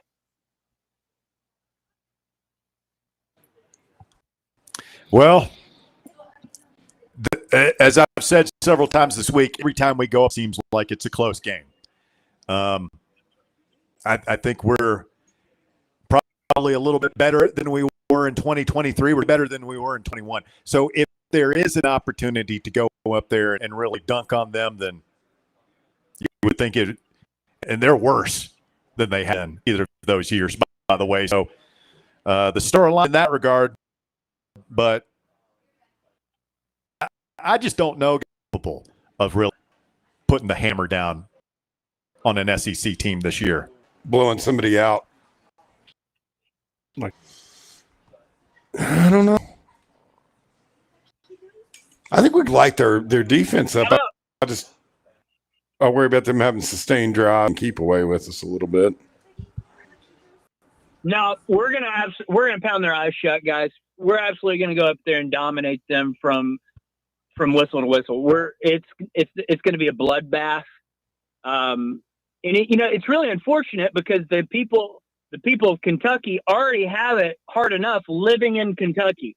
and then to watch that pitiful football program every single Saturday, I can't imagine. I hate them Cannot so much. imagine. I hate them. I hate them so much. I love you, sir.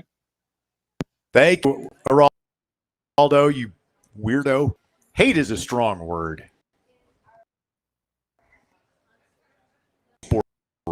Geraldo.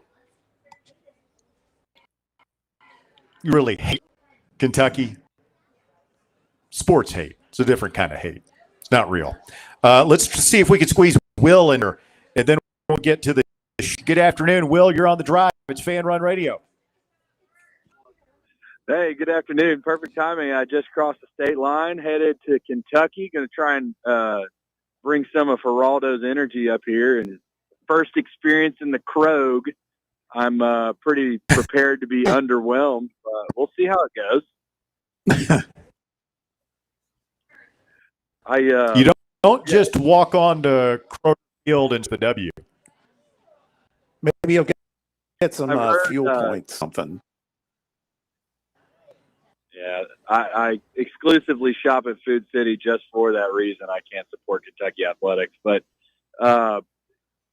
the biggest thing that sticks out to me about Kroger Field is how their fireworks smoke always ends up in a dense layer of fog on the field. So I'm looking forward to my obstructed view from the upper deck through the haze. It'll be interesting. Well, you can't have a football game in 2025 anymore without pyrotechnics and lasers and dancers and ear-shattering it's loudness. It's got to be all that. Yeah, well, I'll report back in the post game with my review and every element of their game day experience. But yeah, real quick on the baseball thing. I know you want to get the Sheik in. My belief on the Vitello thing. I love your optimistic, pessimistic, realistic. I guess if I'm looking at it optimistic, if you can keep the recruiting classes together, I do wonder how much it'll pay dividends moving forward in a sport that's so geared toward pro ball. I really feel like more so than just about any, it's kind of a pass-through where there's a high number of the players, a higher percentage of the college players go to the pros.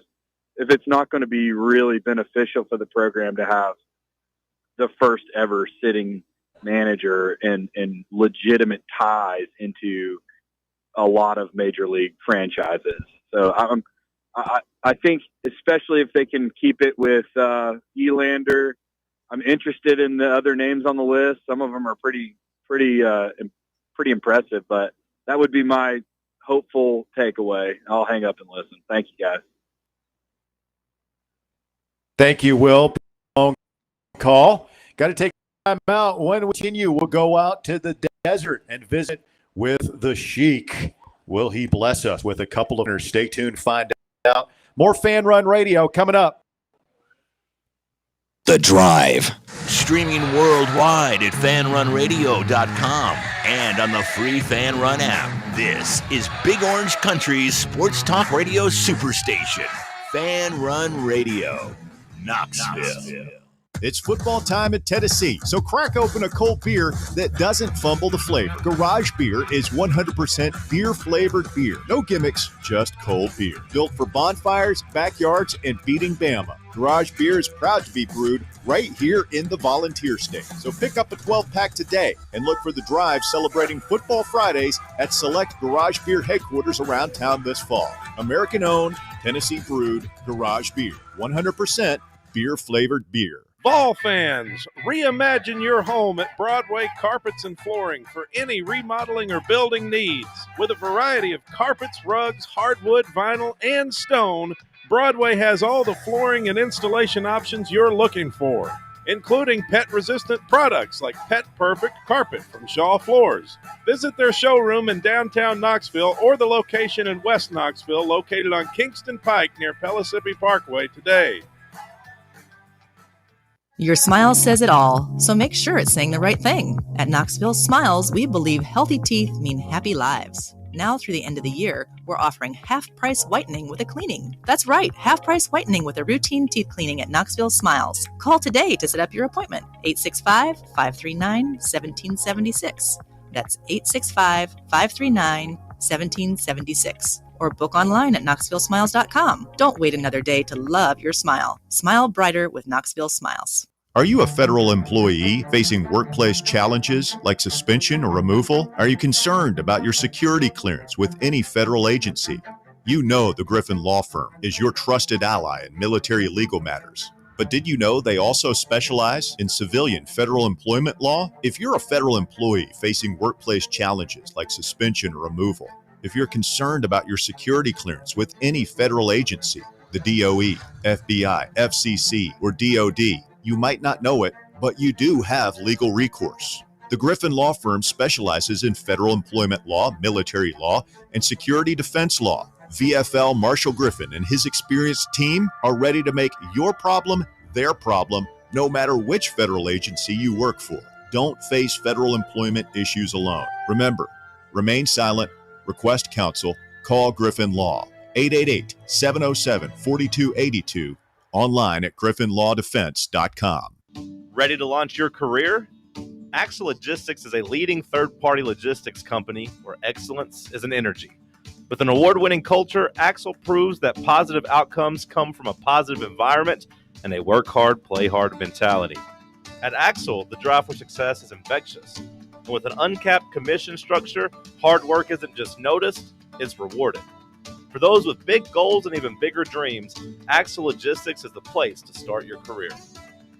Knoxville, get ready. The big sports show is coming Saturday, November 8th at the World Exposition Hall. Meet your favorite sports stars, Hall of Famer Earl Campbell, baseball greats Wade Boggs, Dwight Gooden, and Jose Canseco, plus UT legends Shamiqua Holtzclaw, Carl Pickens, and many more. Autographs, photos, and memories you'll never forget, all in one huge day. Tickets on sale. Get yours now at bigsportshow.com. That's bigsportshow.com. The Big Sports Show, Saturday, November 8th, Knoxville. Don't miss it.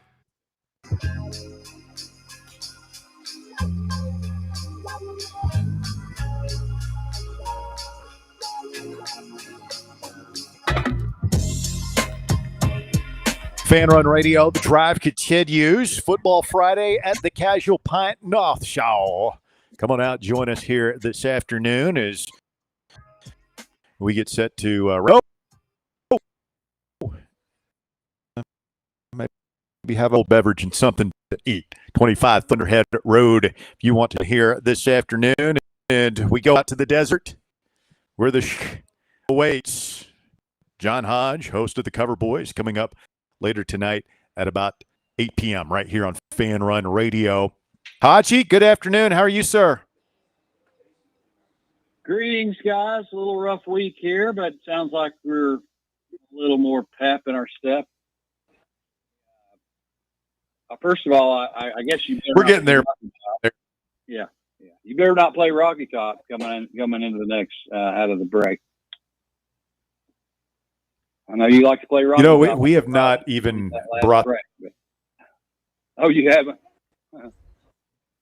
There was a guest editorial in the News Sentinel today that says that the University of Tennessee marching band should stop playing Rocky Top because of the verse that alludes to the tax man coming up into the mountains and stranger and come down.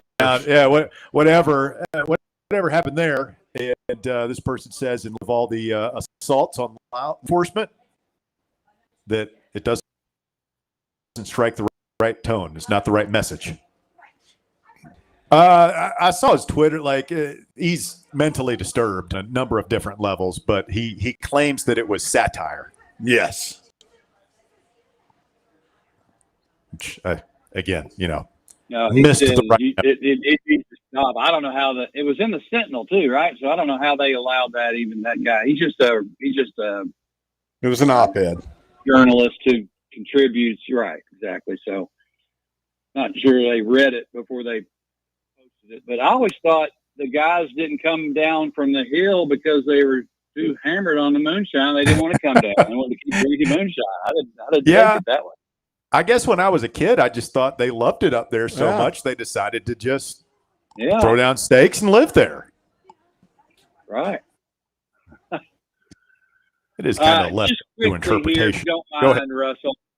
You know, I can tell we're dealing with a little bit of a delay, but I just think, you know, I used to be unhinged, as we all, most of your listeners, because of the age thing, and I'd go to all the road games and be a maniac, and then as you get older, you sort of become more of a realist, and you become more objective. And I think Bob was kind of trying to.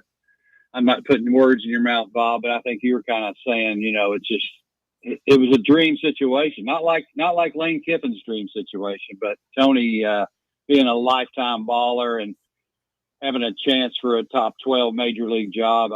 There's no way Danny wanted to lose him or get rid of him or any way, shape, or form. I don't think there's anything to that at all. I just think it was all Tony's decision. I know he had a tough time with it, and that's why he had trouble making it, because he loves Tennessee and he wanted to stay, but he just had to follow his dream. So I don't think there was anything that anybody could have said to him other than, San Fran didn't want to pay him enough, maybe, or scared him away from the challenge, maybe. But they've always been one of my least favorite National League teams, but I'll be on board. I can't wait to go see him. The Giants play here in Scottsdale, so spring training. So I'll go down there and ask him if he's crazy or something. Yeah. Tell him the drive said, "What's up?" Yeah, I'll tell him jam or not a jam. He'll know what I mean. There you go. Haji, last week the right sides went 3-3. Is not bad. It's not good either. I know it's not as exact as going 500. What do we got this week? And we'll get your thoughts on the Vols. Chopped it in half again this week. We had 3 right sides, and I threw in 2 auto plays that were not right sides. So maybe I'll give you those here in a second. Or unless you want them right now, I'll just go right now. I know what I was going to tell you. I was going to tell you in the World Series, teams that went 7 games in their league championship series versus teams that went 4-0 in theirs are 4-0 in the series. So the team that went 7 is staying sharp, and the team apparently that swept their opponent has a little rust on them. So I'm looking at Toronto in a game-by-game basis, but they're big dogs. And also the last time that the last 8 times that the favorite was more higher than -200 to win the series, all 8 lost the series. So a lot of things going for Toronto this week. I like it. There's hope for the Blue Jays after all. Yeah. I do have a future on. So I'd like to see the Dodgers win the series, but I'll be betting on Toronto starting tonight. So let's go to these auto plays. They didn't work out last week. It was BYU, man. I don't understand why these teams just continue to fold in the first 2/3 of the season the last 2 years against the Cougars. They're a good team, but here we go again. Last year we had UCF week 8 when BYU was 7-0, and UCF was favored 2.5. And UCF was the right side, and BYU won by 13 points. So I'm jumping right back on that train and trying against BYU again. This will be 3rd week in a row, 3rd time's the charm. Let's hope. BYU 7-0, 5-2 against the spread. Iowa State, they lost their last 2 off a bye. Still a 2.5-point favorite. And if the unranked team is favored over the ranked team, we're going to take them, and that's what we did. Not necessarily on our right side, but I'm playing Iowa State. I've already bet it. I can't get off of it. I just hope it goes down to 2.5, or it's 2.5 now. I hope it goes to 2 or 1, stays away from that 3. One that's been on my mind, we talked about it a little bit earlier in the show, and that is number 8 Ole Miss and number 13. And we know Ole Miss first loss last week, but I'm a little surprised to see Oklahoma. It's in Norman. Oklahoma's a good team, but man, it just that seems like a lot of points to me. Yeah, they played well, obviously, at home. So Tennessee coming off the Georgia game failed in a heartbreaking loss, right? Should have won. Failed to cover the next week against UAB, and then Auburn, of course, got one stolen from them. And it cost a referee his job, as it should have, but it cost me money, so that's even worse. But it's just a situation where it's hard to get over that. And they, obviously, Auburn could not get over the hump against Missouri last week. So here you got Ole Miss losing in heartbreak fashion. A game they were leading by double digits at halftime, leading the whole game. And I think we said on the Cover Boys last week that Georgia would cover in the last 2 minutes, and that's exactly what happened. So I get it. Oklahoma's been good at home. Mateer's back another week, healthier, I assume. It all depends on Ole Miss getting off the mat. I do lean toward Ole Miss in this game. It just is their second road game in a row. SEC teams playing their second road game in conference are 0-3 this year, and they were 2-6 last year, and that is against the spread. So not a great spot for Ole Miss, but if they can get off the mat, I believe they'll be able to compete, and I'll probably be involved with that. Ole Miss catching the 5.5, but I don't feel great about it. Hey, Haji, we're dealing with a little bit of a delay here. I appreciate you fighting through it with us here this afternoon. You were talking about the 2 auto plays there. You gave us Iowa State. I believe there's one unranked team favored against a ranked team this weekend. You are correct, sir. And the numbers moving for us.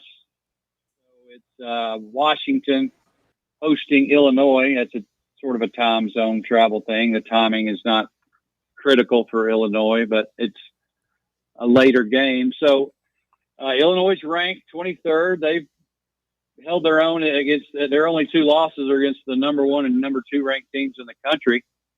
And Washington didn't do anything against Michigan last week. They lost 24-6, I believe. And Illinois looked good.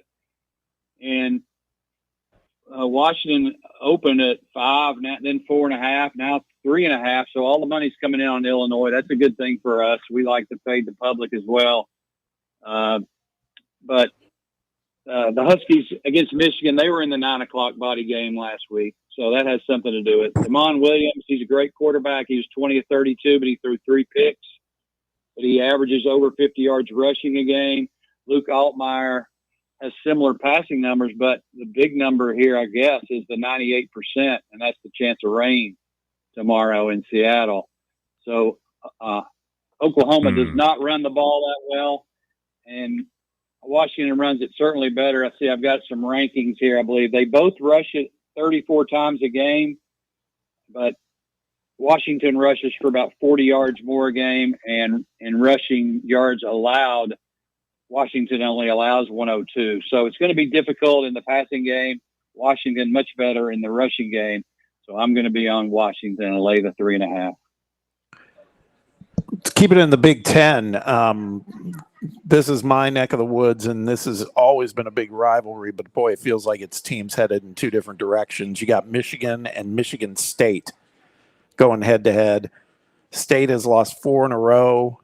Michigan's, last I saw, was a 13.5-point favorite. I mean, from your perspective, when you're looking at this stuff, do you factor that rivalry mojo in at all? I do, yeah, and playing at home. Yeah. Michigan State is underperforming a little bit. I like Jonathan Smith. I thought he did a great job at Oregon State, and I thought he would here, but I think he might be in a little bit of trouble if he's not competitive in this game. We talked about it on the show, but I didn't have a strong pick on it. Mark liked Michigan State pretty well. Blue is 0-2 on the road this year, so that's a good sign. And of course, Michigan State's lost 4 straight, so it doesn't matter what happened in the last 4 games to Michigan State. Obviously, this is their game of the year, so they're going to give it all they got. I liked the spunk they had last week. Indiana chose to kick a field goal instead of running out the clock with just under 2 minutes last week to cover the spread, and Michigan State got the ball back, and they were in a hurry-up offense, and they went down there and they kicked a field goal to cover the spread back. So Michigan State got the cover. So you got to like coaches that are battling for their boosters and their fans, unlike Kirby and some others. But I think Michigan will get Michigan State's best effort of the year. I just don't know if it's going to be enough. I think Michigan still has a shot at the playoff. They have to run the table, including beating Ohio State at the end, and they certainly have all winnable games until they'll be favored until they get there. So they'll have to give all their effort as well. So I don't have a play on it, but I will certainly be pulling for the green and white. Talking with John Hodge, host of the Cover Boys, headed your way tonight at 8 p.m. here on FanRun Radio. Haji Vols headed up to Kentucky, 8.5-point favorites up in the bluegrass. What are your thoughts on Tennessee? I've called this one, I don't know if it's a must win, but it sure is a can't lose in my book for Josh Heupel and the Vols.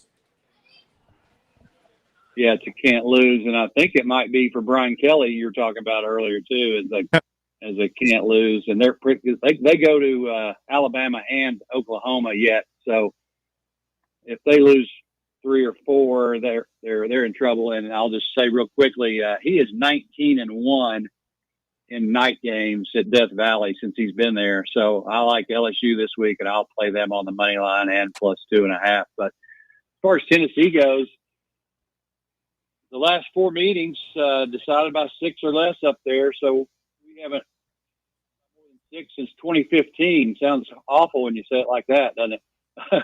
And we're 0-2 against the spread in true road games this year. That's Alabama and Mississippi State. 3-7 against the spread the last 3 years on the road. Kentucky has 2 covers on the year, both at home, both against the best 2 teams they played. That was Ole Miss early in the season and Texas last week in overtime. But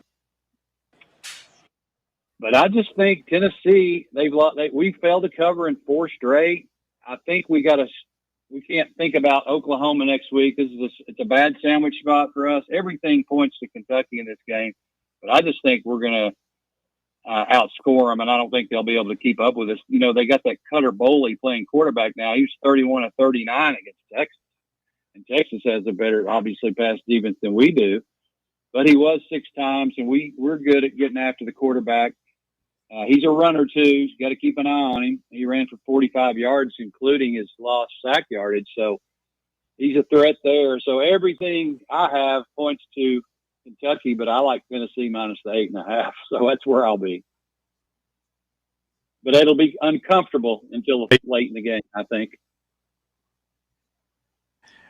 We got a texter from our friend Brett Hollander. He wants to know about Mississippi 7.5 at home against Texas. Is that against Texas? Longhorns not looked good last week at Kentucky. What do you?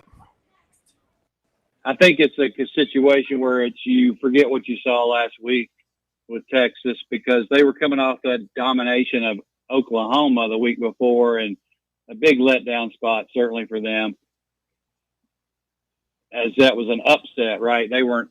Oklahoma was favoring the game. It was the best game that Texas has played all year. So it's easy to get lulled to sleep when you go to Lexington. Here we go again. But Mississippi State put it all on the line. They started 4-0. They were ranked since they started SEC play. They've lost 3 in a row, but they have covered 2 of the 3. So they've certainly been competitive. They had chances to beat Florida last week and us, and they played just well enough to get Napier officially fired during the break. I guess he was gone anyway. But they've just played as hard as they can as well. And Mississippi State's a popular favorite or a popular dog this week, as you can understand why. But I like Texas. This will be the toughest defense Mississippi State's faced all year. I just think Texas puts a little more effort into it and gets it together. They try to run the table, and they outscore Mississippi State. I think it'll actually be a lower scoring game. I think the total's something like 45. I don't think Mississippi State's going to be able to do much. Maybe they'll score 14, but that won't be enough to cover. So I like Texas. There you have it, Hulk. He likes the Longhorns. Haji, always appreciate it. Anything else you want to pass along our way before we let?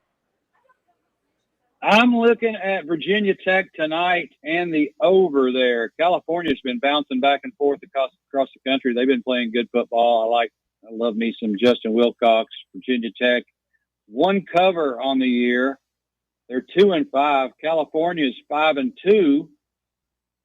And Virginia Tech is favored by 6 or 5.5 or 6. Virginia Tech, 3 games worse in the one-loss column and 2 games worse in the spread column, and they're favored by 5.5 or 6. The night game should be fun to watch tonight. And somehow Kyron Drones will manage a couple touchdown drives, and Virginia Tech will win and cover. Oh, there you go. Likes the Hokies as well. Tune in for all the spreads. All picks coming up tonight on the Cover Boys, 8 p.m.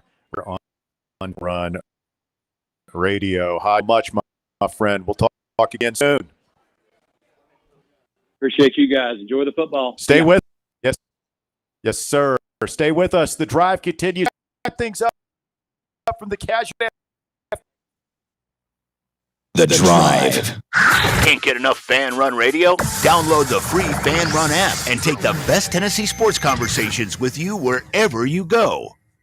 What kind of day is it? It's a White Claw day. Light and refreshing tasting, uniquely cold wave filtered. There's an iconic flavor for everyone. Come on, grab a pack. White Claw. Grab life by the claw. Please drink responsibly. Hard seltzer with flavor. White Claw Seltzer Works, Chicago, Illinois.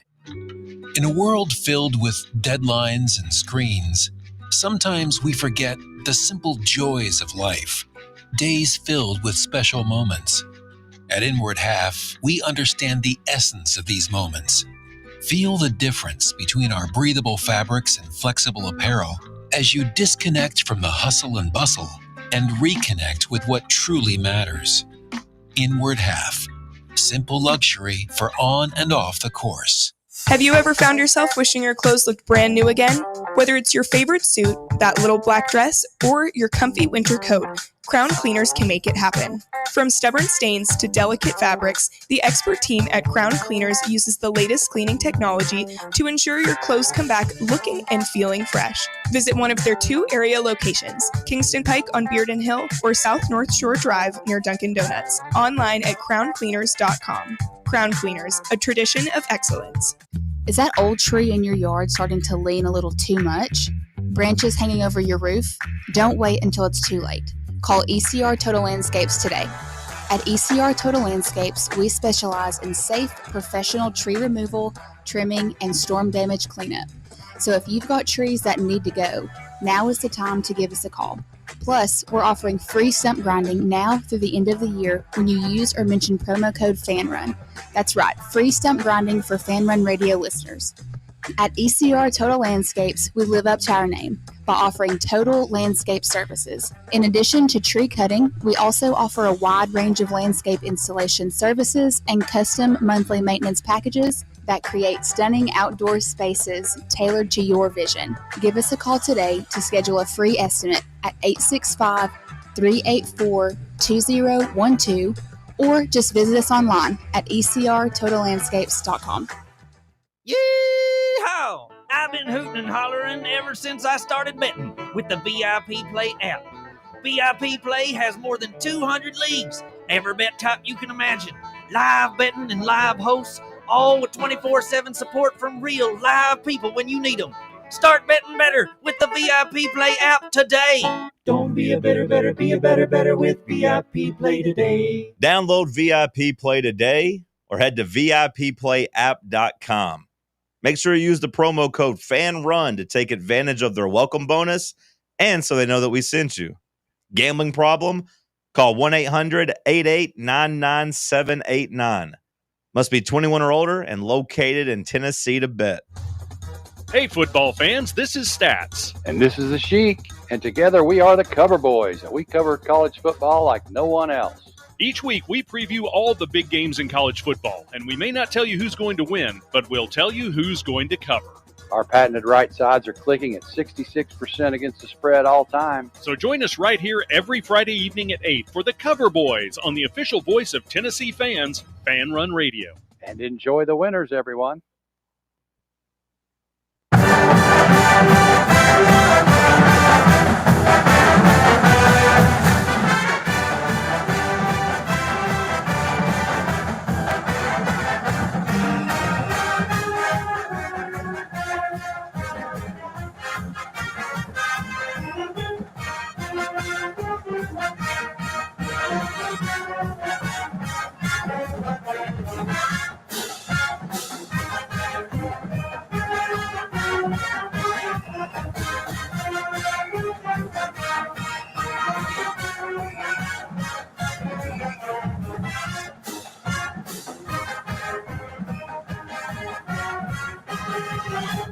FanRun Radio, The Drive, wrapping up on a Friday afternoon live here at the Casual Pint. I want to thank them for having us out. Appreciate everybody who came out to show love and support this afternoon.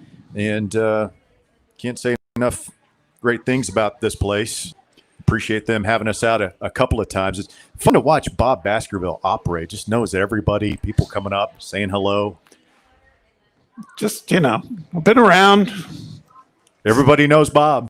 Well, don't know about that, but this place is great. I'm actually, this menu is calling my name. There's some good stuff on here. I got to figure it out. Wings are looking good, too. I'm going to stick to what I've been saying. I'm going to try these Thanksgiving turkey dinner sliders. Yeah, so maybe get some beer, cheese, and pretzel as well. But we'll do that here in about 10 minutes. First, we got a show to finish up here, guys.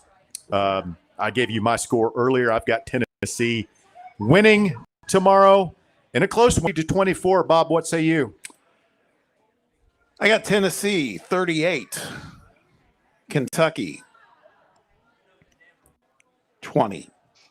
38-20. Bob thinks the Vols are going to cover twice. Bear?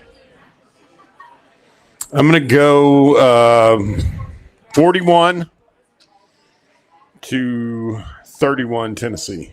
All right, 10-point win there. I don't know if they could score 31 points. But if they can, it would be against our defense. So, Walker, appreciate you. Yeoman's work, Walker Smith. Yeoman's work by you today back in the White Claw Hard Seltzer studios. What do you think? What's your score?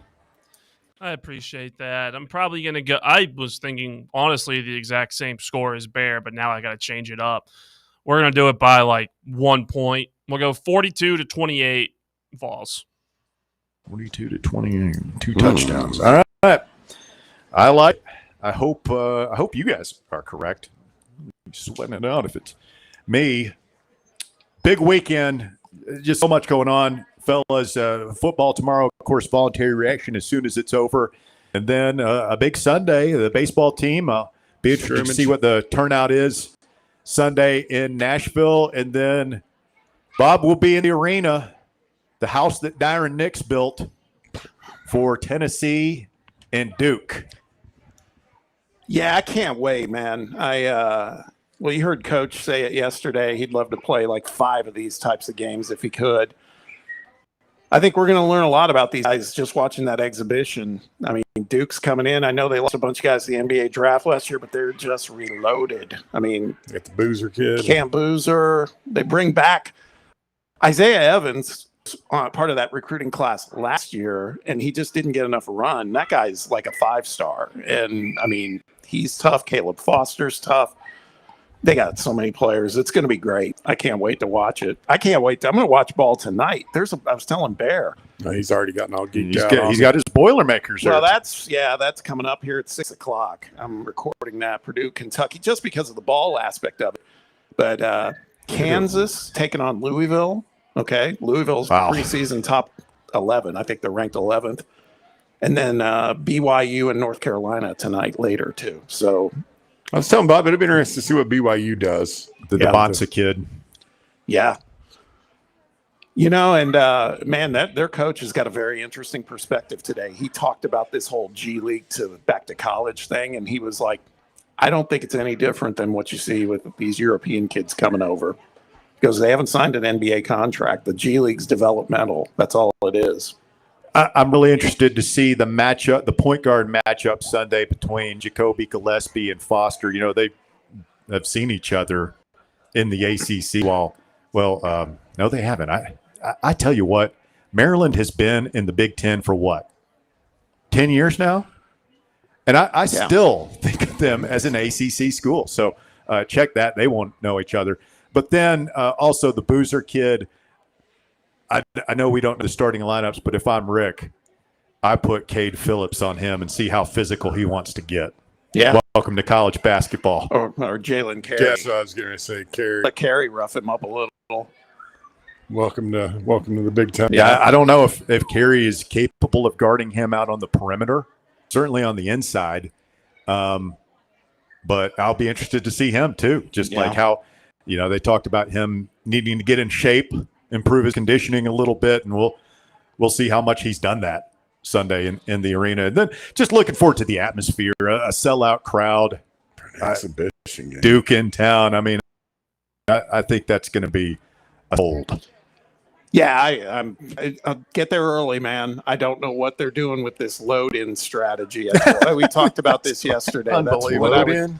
Yeah, they put this whole thing out about fan flow, and do we have a department over there that goes in search of solutions to problems that we don't have? Yeah, apparently, but I'm telling you.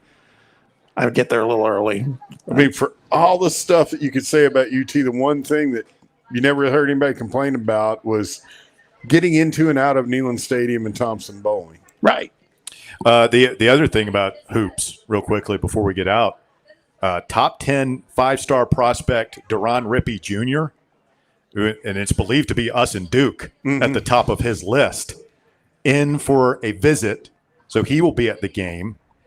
And, that's going to be interesting. Also, Josiah Jervis from White Plains, New York, not that highly rated, but he's still a top 100 guy going to be in. So a couple of big name prospects going to be touring. So put on a good show for them.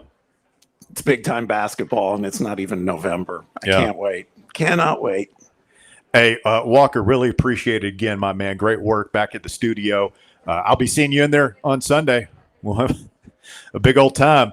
Thanks to the Casual Pint. Y'all come check them out. If you couldn't make it today, swing by this weekend. Get together with friends or something. Have a couple drinks. Be sure to tell them you heard about it here on FanRun Radio. We will talk to you on Voluntary Reaction tomorrow night after the game. For Bear and Bob, I'm Russell. Have a great weekend. Keep it locked right here on FanRun Radio.